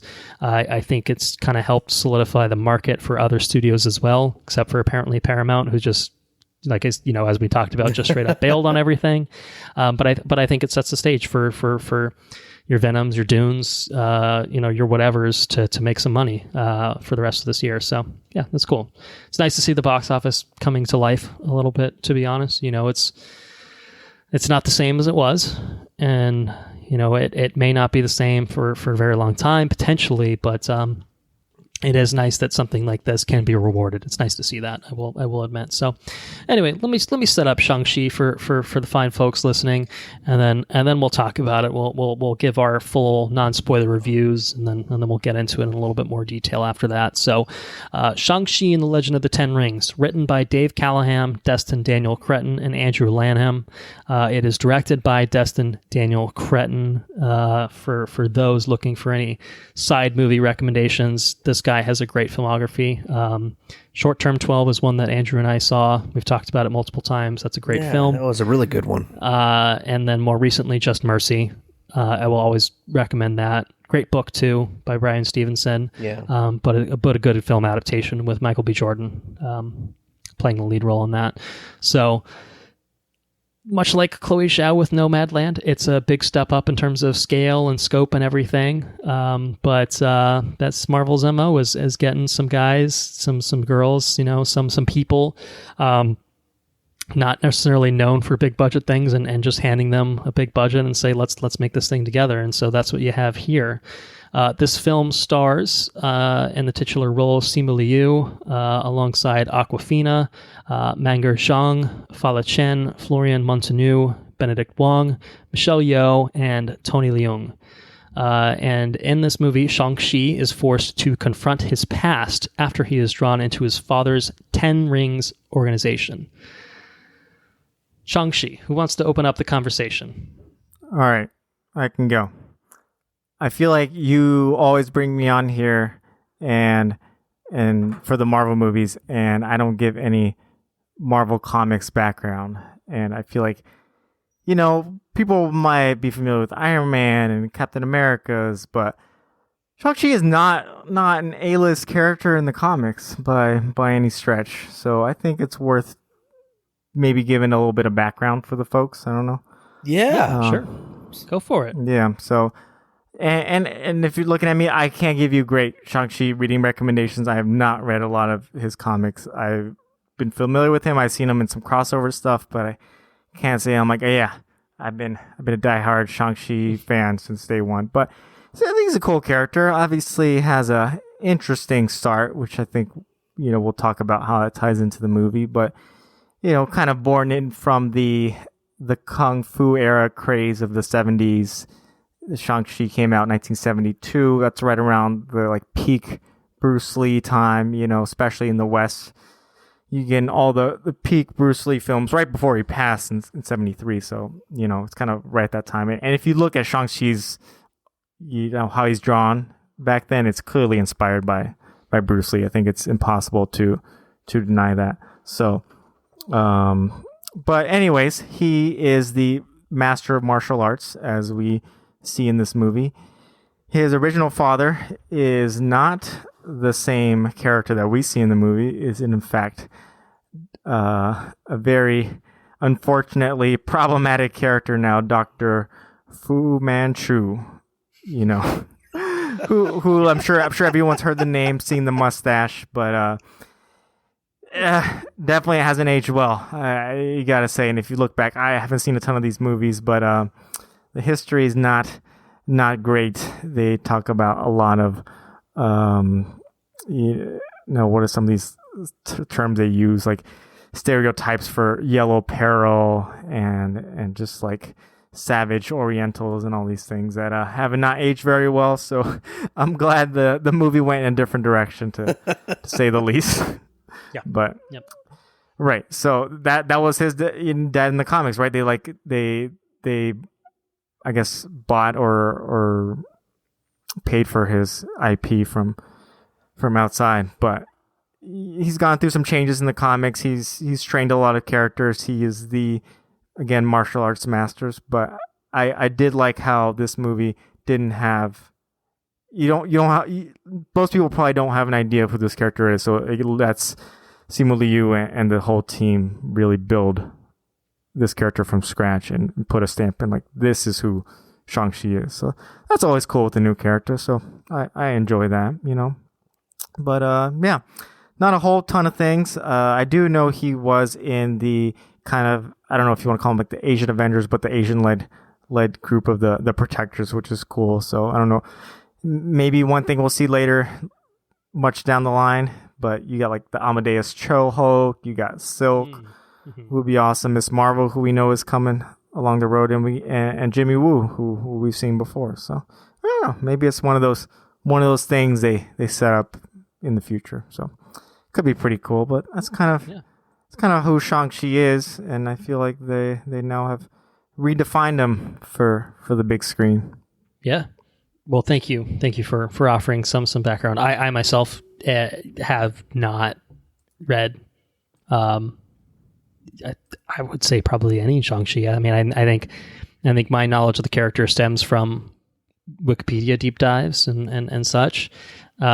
So it was kind of a blank slate for me in terms of going to see this film. Obviously, we saw the trailers and stuff, had a little bit of an expectation of like kind of what they're doing with it, and certainly changing who his father is to be closer to be a different character. But like for me, like almost walking in was like, well, I know they're doing the quote unquote real Mandarin. That's what they're doing for this film, and obviously within the context of the film, that name itself gets lampooned. It's very much building, I think, its own mythology and stuff, and it's it's hard for me to speak on whether it's taking the comic book character and honoring it, or adapting it in a really great way. But yeah, I appreciate having a little bit more background on the comic book character. So thank you for that. But what do you think about the film itself? I think now that our listeners have a little bit more background on the character, presumably they've seen the film before listening to this. Not always the case, of course, but we're in non-spoilers, so no peril just yet.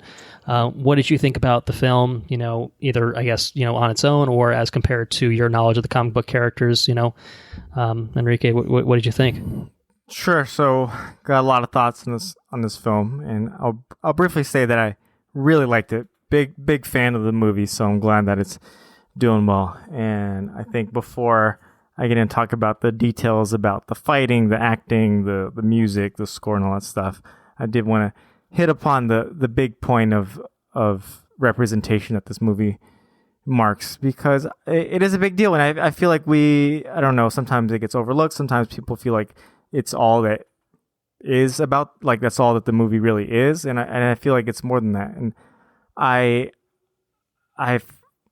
first thought was like, why does the first Asian film have to be a kung fu film?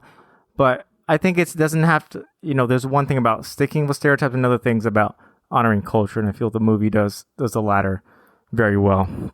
And much to some people's surprise, I am not Chinese, but am half Asian. But Asian people do look differently. I can attest to that. So I can't speak to any of the Chinese heritage of the film personally, but I can at least speak into the East Asian representation, and I gotta say it's pretty awesome. Yeah. I've seen a lot of other characters throughout, but this is kind of the first time. And I think maybe we gotten spoiled recently with Crazy Rich Asians, The Farewell, movies like that. Mm-hmm. It's not common in Hollywood. Like obviously they've been happening in China and Hong Kong and Japan, but in Korea. But this kind of film is not commonplace. So this is kind of a big deal for Hollywood, and props to Marvel for doing this and actually putting in the effort. Because I think you can just kind of throw some people on there and say, look, we got some Asian people in the movie, and it's great, and it's not, and it doesn't come from like a real place of sincerity and heart, and I feel like this movie does. So I really enjoyed that. I feel like it celebrates the culture well. I think multiple actors in the movie. I think the director Destin Daniel Cretton has even said, like, I've never seen a movie like this, and like I've never been able to see myself on a big screen. So I think that's a big deal, and I feel like it can't fully be overlooked. And I think when you're gonna take on that challenge, you got to do it well, and I think they did. So big props to the whole team behind it. Yeah. I mean, it's a big deal, right? And like Marvel did not like, we'll make it a principally Asian cast, but this might be a bit of a risk for us. Let's just put $50 million, $75 million into this. Like, they put almost $200 million into this thing. Like, they were pretty confident that this could be, I guess the obvious comparison is like Black Panther. It's like, all right, let's take an underrepresented portion of the population, and let's make a movie centered around them. And that was hugely financially successful. Imagine so that. Crazy, right? Right. Imagine that. You do things and you get people to turn out that maybe typically wouldn't have turned out otherwise. I think that I appreciated their confidence and putting the money in, but also hiring, I think, the right people to do it, because there are plenty of times where you could have something like this and it's just like, well, let's get a white guy to direct them all. You know what I mean? Like, they didn't do that. They could have cast ScarJo as the main character. They could have brought ScarJo in. She's not above playing Asian roles. They could have gotten Emma Stone to do it. She's done it once upon a time too. They could have pulled some shit with Who that. played Or they that? could have done Matt Damon. Didn't Matt Damon play someone? He was supposed to be an Asian guy in like the Wall of China or some shit. I don't know. Oh yeah, that. I think it was supposed to be a white guy. I think in Was that, he? but it was just like, let's cast a white guy to be in this Asian cast because we need the white guy for audiences to sympathize with, and it's like that's pretty fucked up. You know what I mean? Like. It's so stupid. Here, there was, I think, a trust in the writers, the filmmaker, and the cast to be like, you know what, like, this is what it is. Like, yeah, okay, there's like white people in this movie, you know what I mean? But like, it's not about them. You don't need the audience surrogate, to stand in to navigate the quote unquote other culture. There's no Tom Cruise navigating the samurais, and like, I think The Last Samurai is like a fine film. Don't get me wrong, but that's like very traditional white savior type trope. This avoids all of that. I think look, obviously I'm a white guy. I'm not coming from a place where this is representing me or anything like that. But to me, it felt authentic. It felt like an authentic attempt to represent Chinese culture and to, particularly, I guess, East Asian culture in general. Just, make it feel real, feel authentic, feel like they actually gave a shit, feel like they tried. And from the accounts that I've seen online, who can obviously speak to that certainly more than myself, it seems like I think they succeeded on the whole. Maybe it's not perfect, but it's pretty big. It's really cool to see it. And for someone like me, speaking for the experiences that I can speak for, it's nice to see something that's different. It's nice to see something that's a little bit out there, compared to everything that we've seen, generally speaking, of course, but also from Marvel too. You know what I mean? It's a different shade of Marvel than we've seen before. It's a different character than we've seen before. And to be honest, this film is almost kind of a different genre than we've seen from Marvel before too. And it feels different, but that's good. It feels fresh. Exactly, it's cool. fresh. I feel like that's the word.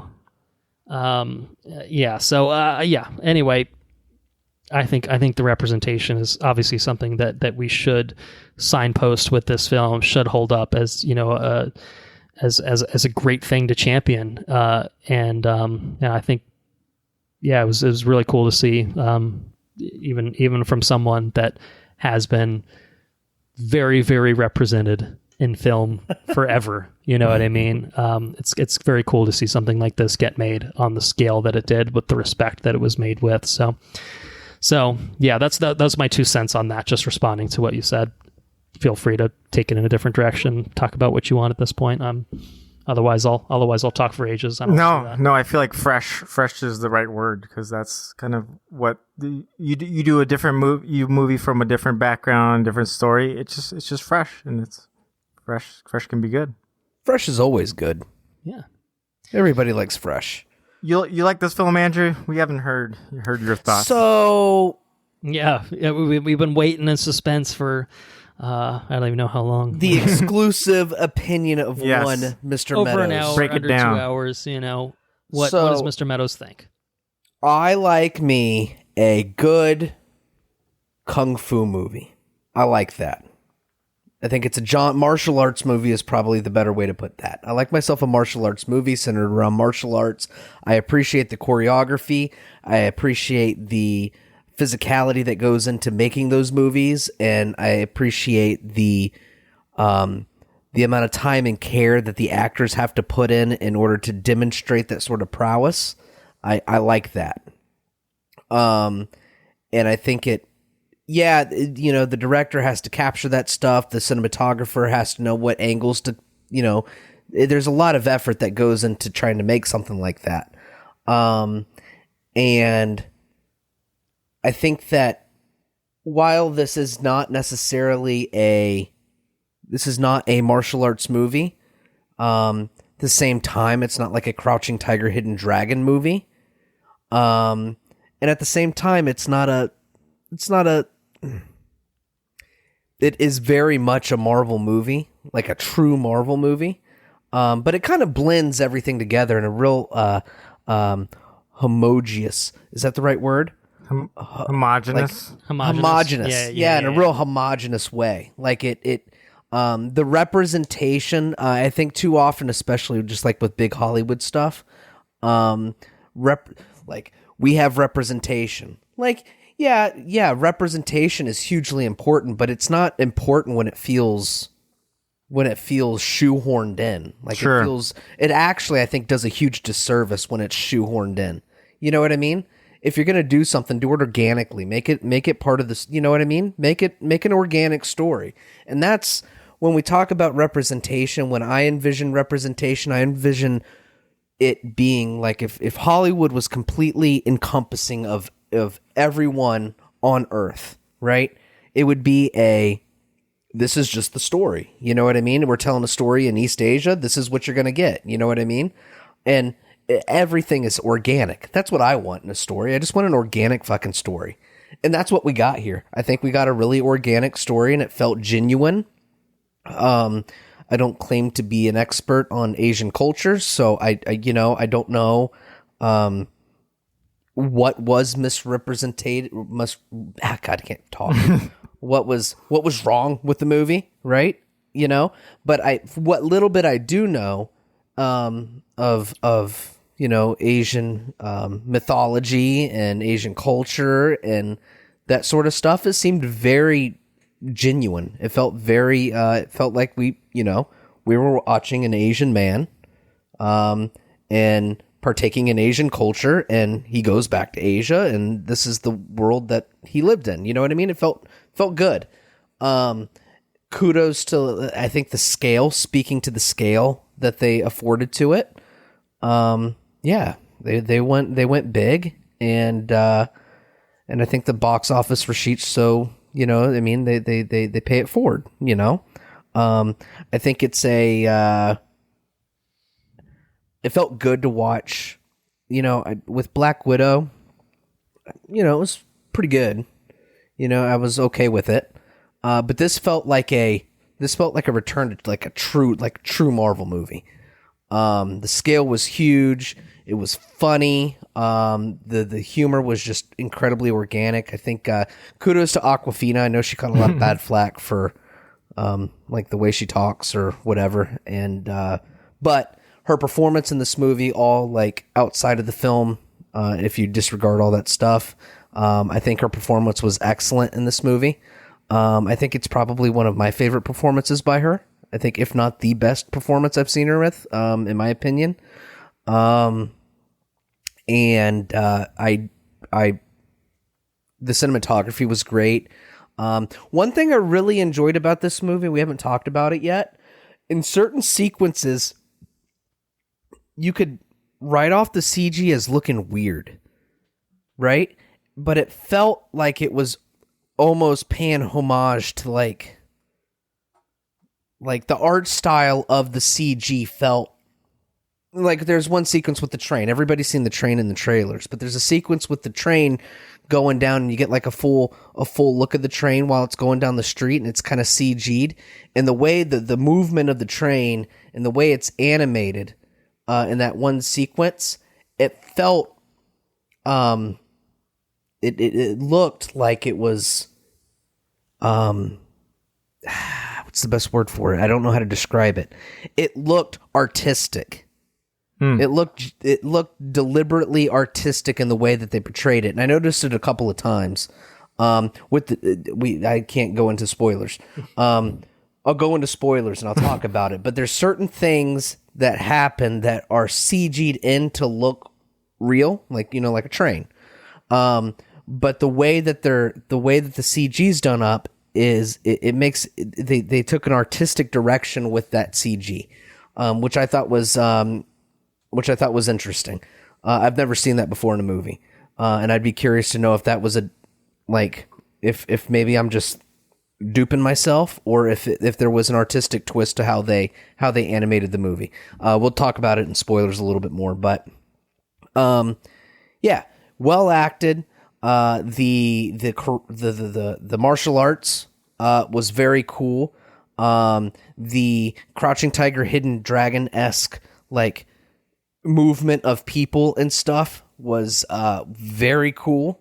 And I think it was just a very, very cool movie with Marvel scale.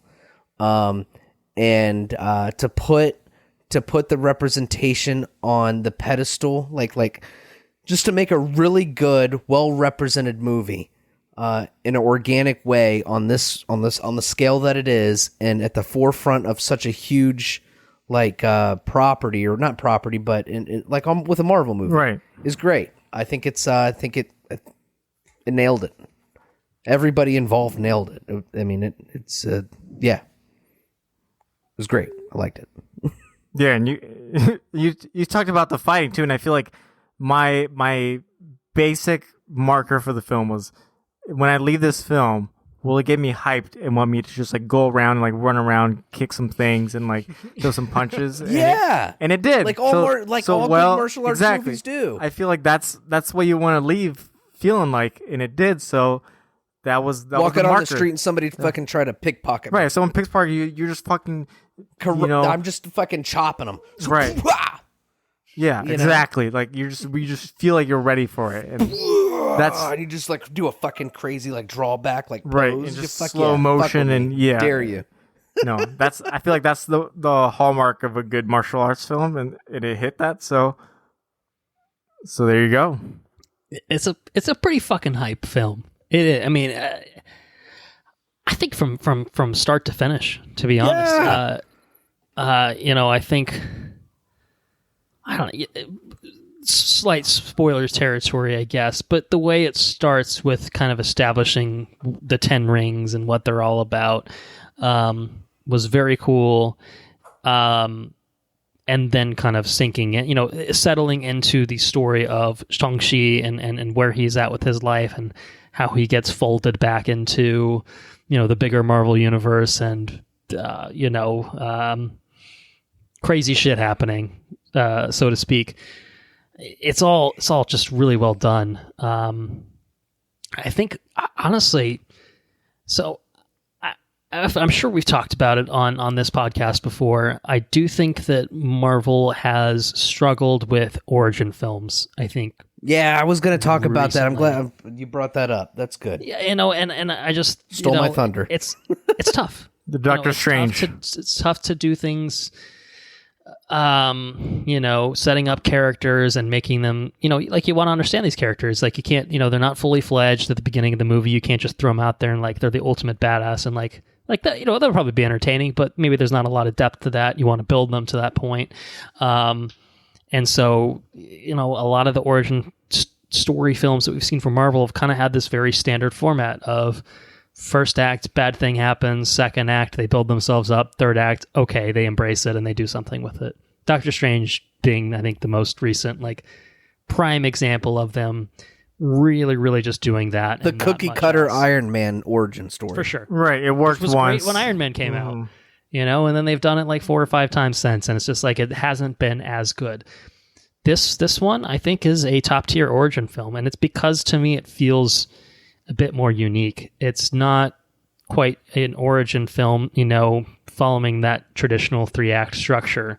And I think even Captain Marvel, I think, tried to break free from it, but it couldn't quite nail it. I think this does. I think it does kind of nail it of, I think it's because you have, I think, honestly, 2 characters in this that are almost equally compelling, and that is the hero and the villain. Yeah. Of this film. That's also a rarity for Marvel. Making an origin film that really flies, but also making a villain that is very compelling. Like, that's crazy for Marvel. Like, that's kind of their weakest point, I think, generally speaking, is their villains are usually pretty much nothing, or they're carbon copies of the protagonist, whatever. This they need really time to develop. Even like they need multiple movies. Yeah. And this one didn't need that. Didn't need the benefit of multiple movies. Now, could it have benefited from multiple movies? Sure. I mean, the character's compelling enough that they could have built up this character, and I guess in a way they sort of did. Well, I guess we can flesh that out in spoilers, but this is our first real appearance of Wenwu, aka the quote unquote real Mandarin, whatever you want to classify him as. But he's fucking compelling. And he's a character that's really interesting and has such prominence in this film in ways that I think villains in other Marvel films really haven't. A lot of them have kind of taken backseat, and then they show up and, like I said, do the bad things, and then they get defeated by the good guy, and it's okay, all right, we're good, everything's great. It's pretty standard. This was not really standard in terms of how it structured the film. I think that it kept it engaging by creating a huge focus on both the hero and the villain in Shang-Chi and Wenwu, and then keeping it just engaging throughout by not just having it be, like I said, a traditional act one, bad thing happens. Like, it almost could fall into that structure where it's just like, all right, something happens that, they have to become the hero, and then they spend the second act figuring out, how do I be a hero? And the third act is being the hero. It's like, it still is kind of that in its own way. It still is an origin story, right? But it's not just the same beats that we've seen over and over and over again. And I don't know, just something about what was so refreshing and how it did it. I think there's a lot of flashbacks that kind of helped punctuate certain moments. But I just think that the way it was written and kind of edited really made it stand out from the rest of the pack in terms of the Marvel stuff and in general, probably too. So I think just broad strokes for me, I'm just going to throw them out there while I have them on my mind, and we can advance the conversation in however other ways we want to. But we've hit on the martial arts, multiple times this episode already. It's brilliant. I think Brad Allen's work bringing it to life is awesome. I think Bill Pope's work as the cinematographer is also excellent. There's no shaky cam in this film.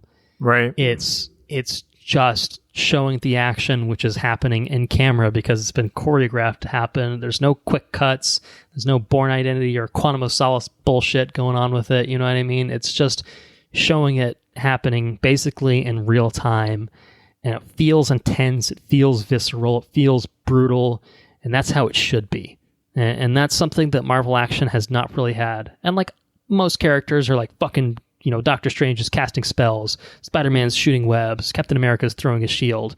Shang-Chi has,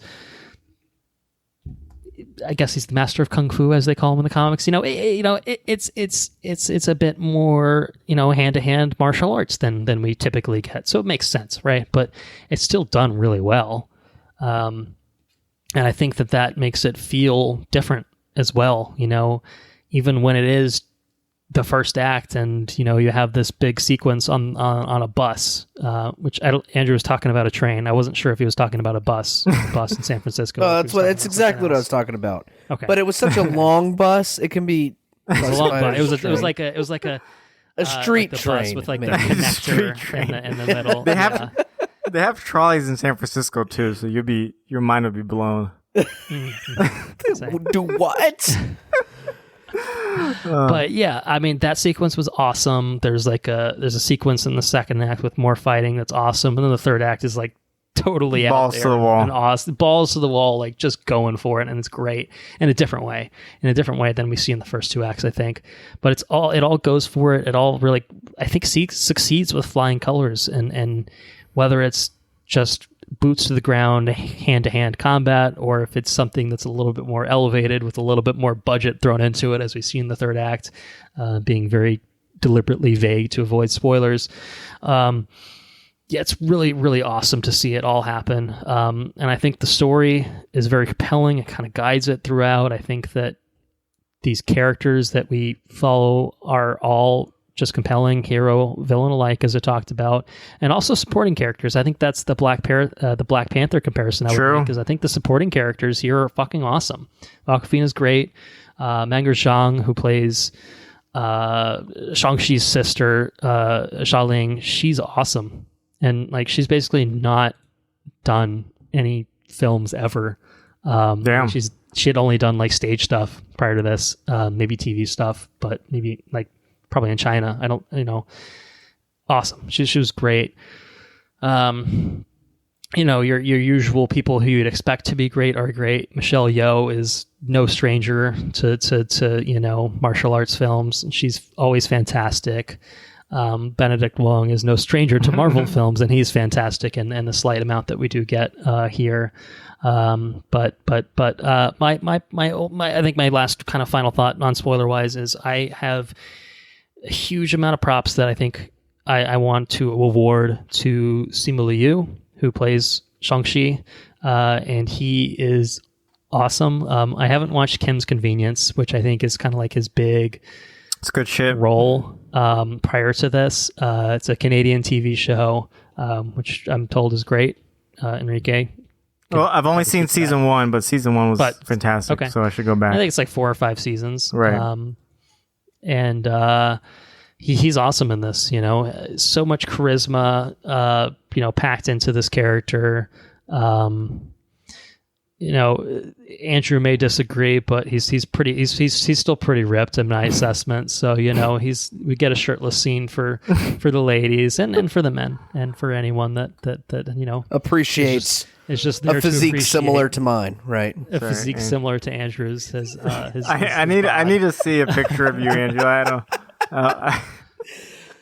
But no, he's good. He's good. He feels very earnest in the role. He just feels like a natural fit for this character. Are you saying it would be beneficial to cast someone that already has maybe a physical or athletic background for a very physical and athletic role? Is that what you're saying? That. Well, you could do that, or you could cast Fen Jones. Whatever you want to do. Yeah. We'll talk about Iron Fist at some point. This dude just does backflips. He can just do a backflip. Well, you saw that fucking the he first just does a pitch of the backflip. Giants game.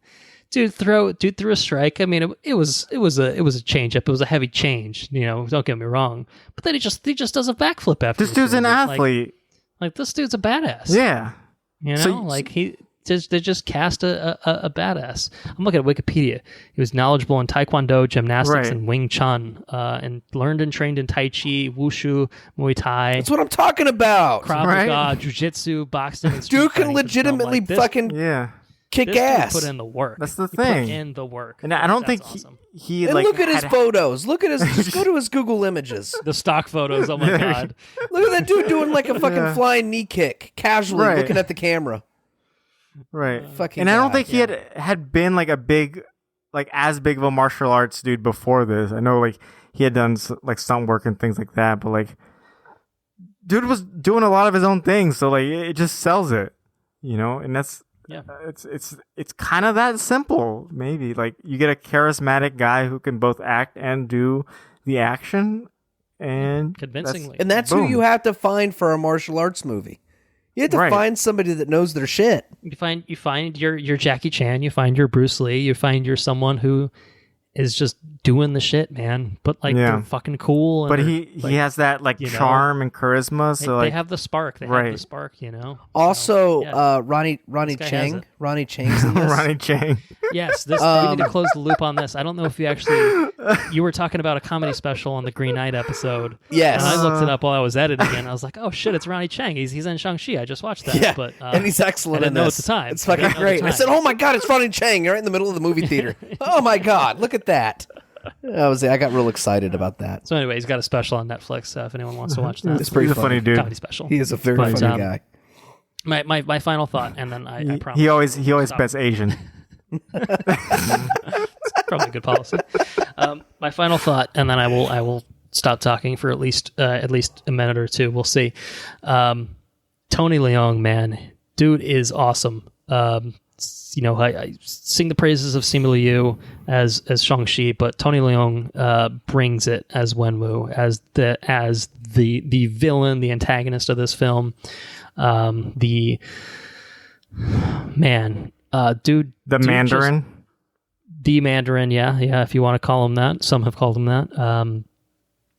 I just think that he made this character so complex and multidimensional, and a lot of that was almost just done through like just acting. You know what I mean? Like, yes, you want your actors to act. That maybe I'm not offering a super crazy hot take. Like, he acted good. Isn't that awesome? Yeah, it is. But like he brought something more to this role than I think that most people bring to just generally to roles. And this is a guy who has basically been a legend of Hong Kong cinema. This is his first, I believe, Hollywood film ever. Really?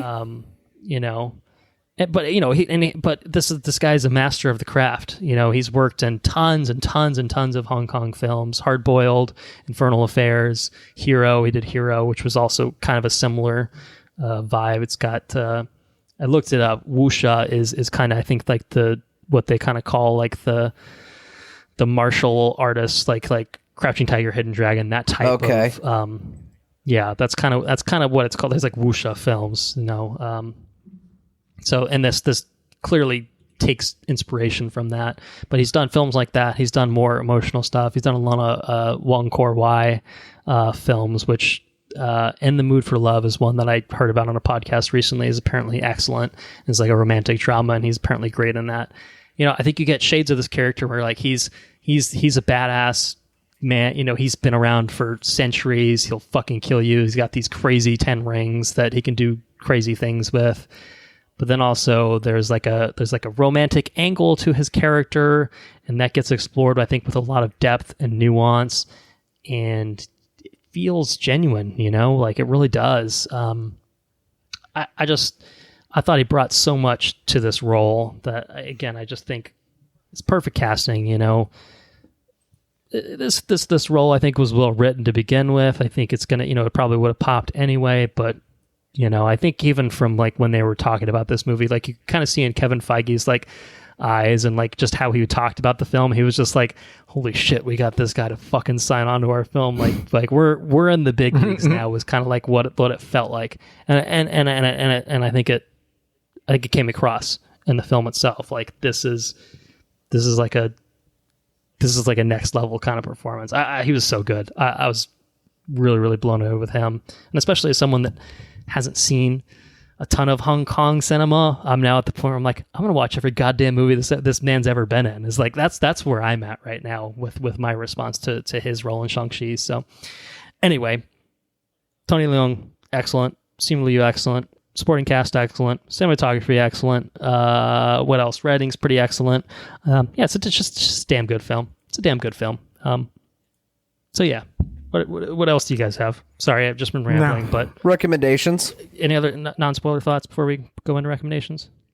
I'll throw out very quick. We gave a lot of shout outs, which I agreed to.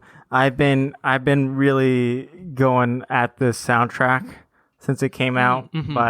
Yeah, it's a good one. Got a lot of great songs on there, like produced by Idiot Rising and some others, but a lot of great songs. It was kind of one of those things, like after I watched the movie, I'm like, I need to go check out the soundtrack. The fucking Anderson .Paak song, dude. At the end, that was great. Like I really dug that, and I like me some Anderson .Paak. He's a talented dude. He's good, and like I fit right into the ending. And aside from that, a lot of the other songs are by like Asian rappers and artists and stuff like that. So super cool. I wasn't familiar with all of them. The score I thought was really cool too, by Joe P. West. I wasn't familiar with his work, but I guess he's done all the other things with Destin Daniel Cretton before. Okay. So that's kind of the connection there. A little bit of like Ryan Coogler and blanking on his name. Ludwig Göransson, right? Yeah. So kind of that working with your pal buddy there. But very memorable like theme for Shang-Chi. Like I can like picture the theme, and I thought it was really cool. Every time it came on, I was like really, really digging it. So big fan of all that. So, I think, I will recommend this film to some extent. Okay, well, why don't we do that now? How much would you recommend it? Would you recommend it as a very yes film, a totally fine film, a fine film, or a shithouse film? How would you do it? What decision would you make?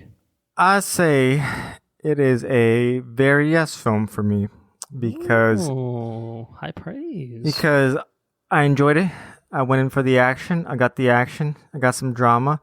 I don't think it's a perfect film. I think we can talk about things that, at least for me, probably didn't work as well. But as a whole, as a package, that was great. I didn't talk about my viewing experience at all. So obviously, Colton and I watched this film for my first time. I think it was already your second time, but it was in IMAX. Yes. And man, fucking IMAX screen is a first time thing of beauty for either of us at an IMAX in a good while. It's been a while. It's definitely way pre-pandemic, and it was a thing of beauty. Like, it's just you just get lost in the film, right? And I think our crowd was a little into it, but not like that into it. Not like an Endgame crowd or anything like that. Sunday afternoon, so we're not right. Like I saw it Thursday night opening round, and honestly, it was about the same. Vibe. It wasn't like people like super crazy into it. But I also think it's like it's different than like seeing Avengers opening, like right. Everyone kind of cheering and clapping. Here, there's a little bit of an unknown factor where it's just like, I know it's Marvel. I'm expecting. I'm here for it. But I don't really know what is going to happen, and the unexpected is pretty cool too. So right. So that was amazing. I would totally go back to IMAX again, and I will be going back to IMAX for other films. Then the second time, it was actually a great experience as well. I had just finished up a 24-hour shift in the hospital, went home, took a little nap, and drank some coffee, went to the theater. I caught a 4 p.m. showing, The Sole Human in that theater. Oh, so those are always the best. Park my butt right in the middle, and this is my local theater. They have like a premium format. It's called like DLX or Super Screen. Is it called the Big D? It's not the Big D. It's not the Big D. I haven't seen any Big Ds around here. Like the Big D, you know. It's like but it was it's the premium format. It's got some kind of bigger screen, and it's got Dolby Atmos sound. So that was nice. Cool. Yeah. So it's at least got good sound. And I parked my butt in the chair right in the middle. I ordered me a big, I think 24-ounce Dogfish Head beer. Nice. And then I go to order popcorn. Treat yourself. And they said, "What seat are you sitting at?" And I wanted to be like, I'm the only person in the theater. But yes. I was just gonna go grab it because it was just a thing of popcorn, but they had to come deliver it. So I'm sitting in my seat in the empty theater, drinking my beer, mask off because ain't no other human in sight, and it was a great experience. It's perfect. So that's even better than at home, honestly. Someone's bringing you food. If only we could experience every film that way. It's like so I think I saw Suspiria that way, but I felt oddly fucking gross watching it. Yeah, I mean, who's this pervert? Probably, and the theater, the theater staff is looking down on you. Probably works better for certain films, I will say.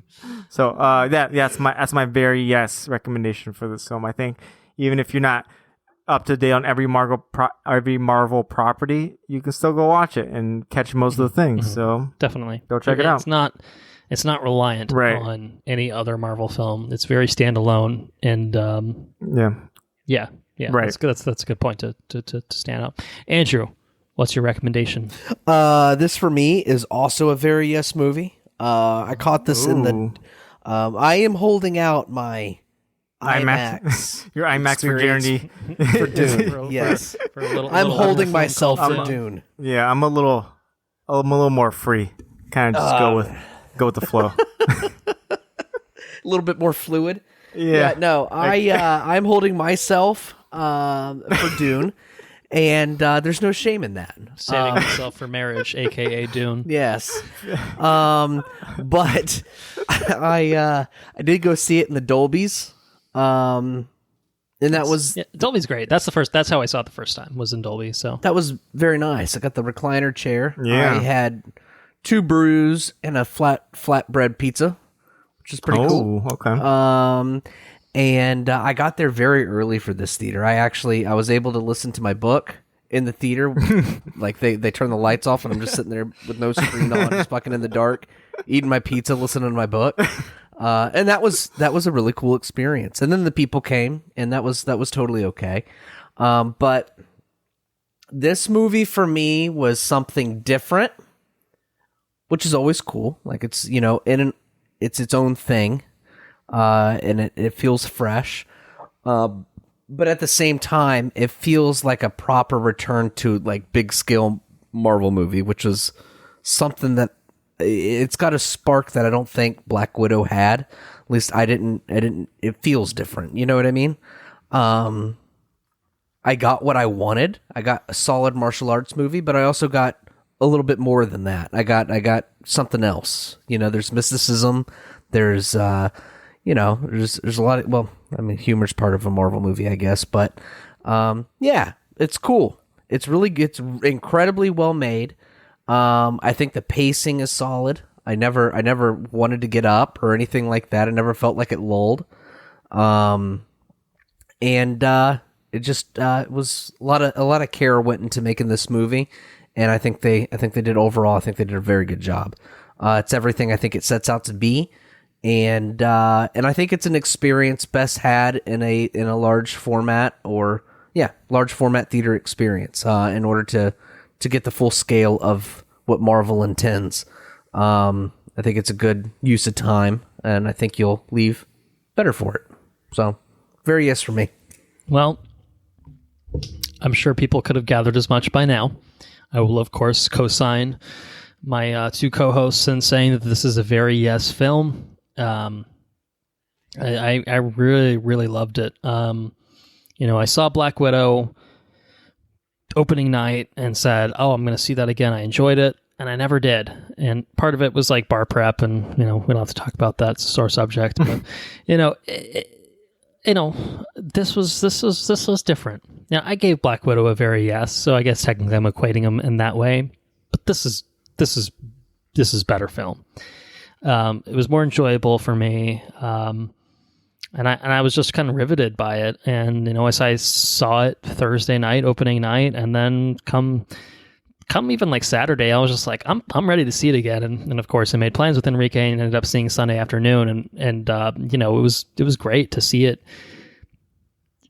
Like, that's how I usually do Marvel films, and it felt good to get back to that. And it felt just as exciting and interesting and fun the second time through. Granted, obviously it's in an IMAX format. It's fun to share an experience with someone who hasn't seen it yet. You know what's coming, and you're just kind of, waiting to hear, what reactions are going to be for certain moments. But yeah, it was just as fun the second time around, and it really held up. And I haven't seen it a third time yet, but it's in the cards for me. At A-list, I've got plenty of time right now. I will probably see it a third time at some point. I really, really enjoyed it. It's definitely just a super, super enjoyable, really, really great film. So it's an easy, very yes for me. I highly recommend it. And to echo, I think what Henrique said, and I kind of already touched on, I guess, a little bit. It's very accessible.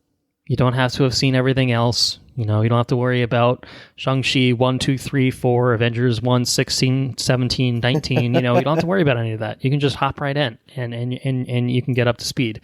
I will say show up on time, because the film jumps right into it. It's a film that makes prominent use of subtitles, and it starts with a lot of subtitles. And there was a lot of people the first time I watched it that were walking in like 5 minutes late. I'm like, you guys just missed a lot. And like, it's not easy enough just like, I'm finding my seat, I can listen to it. It's like, you're probably not understanding what you're hearing. And I appreciated that it was just like, yeah, these characters speak, Mandarin, like, fine. They're going to speak it when it feels like appropriate to do so, and we're going to subtitle and trust our audiences know how to fucking read. So I liked that aspect of it too. So, very yes for me. Enough said. And I guess that's enough said for our non-spoiler coverage of Shang-Chi and the Legend of the Ten Rings. We should probably stop joking about going for 3 or 4 hours because it seems to happen almost every other episode at this point. And wouldn't you know it, that's exactly what happened here. I said something along the lines of good but lengthy earlier in the description of the episode. As it turns out, I guess it'll be two episodes, slightly less lengthy episodes as a result. But you know what? We'll be back on the next episode with some spoiler coverage of Shang-Chi. We'll have some other goodies, some catching up with both Andrew and Henrique, and maybe even addition of the Listener's Corner. Maybe we'll see. You'll have to stay tuned. But I'm going to go ahead and wrap this one up for now. So thank you all for listening. If you enjoyed what you heard, please spread the word. If you want to support us on Patreon at patreon.com/watchreviewrepeat, you can get early access to all of our regular episodes, including the full, more or less uncut version of the Shang-Chi episode, which I think ended up being just short of 4 hours. So that is why you're listening to this little bit that I'm doing right now. But you could do that. You could do that through our Patreon. It's just one of many things that you could do. You could also get timed exclusive access to any bonus episodes that we work on. I can say that we have one in the pipeline. Has not been recorded yet, but feeling good about it. I think it's going to happen this time is what I'll say. So stay tuned for some more information on that. Let's see, website, watchreviewrepeat.com. You can find links to our socials. We're on Twitter at WRRPod. You can like us on Facebook. Just search for our page, Watch Review Repeats. Questions, comments, suggestions, please send those our way to our email, watchreviewrepeat@gmail.com. The intro and outro track is Mechanolith by Kevin MacLeod over at Incompetech.com. It is licensed under the Creative Commons by Attribution 3.0 license. It's only me recording this bit, but I'm still going to go ahead and say it. Thank you to Henrique for hanging out with us for the Shang-Chi episode. You'll hear me say something similar on the next episode, but he deserves credits on both episodes, and it's always a great pleasure to have him on. So come back for our next episode. We're going to finish up talking Shang-Chi, full spoilers. We've got a lot to get into. We'll just be picking the conversation right back up, quite literally, because I just cut the episode in half, more or less. But hope this made for a more manageable listen, and hope to catch you next time. So on behalf of Andrew and myself, I'll go ahead and say take care now. Bye-bye then, and laters on the Menjay.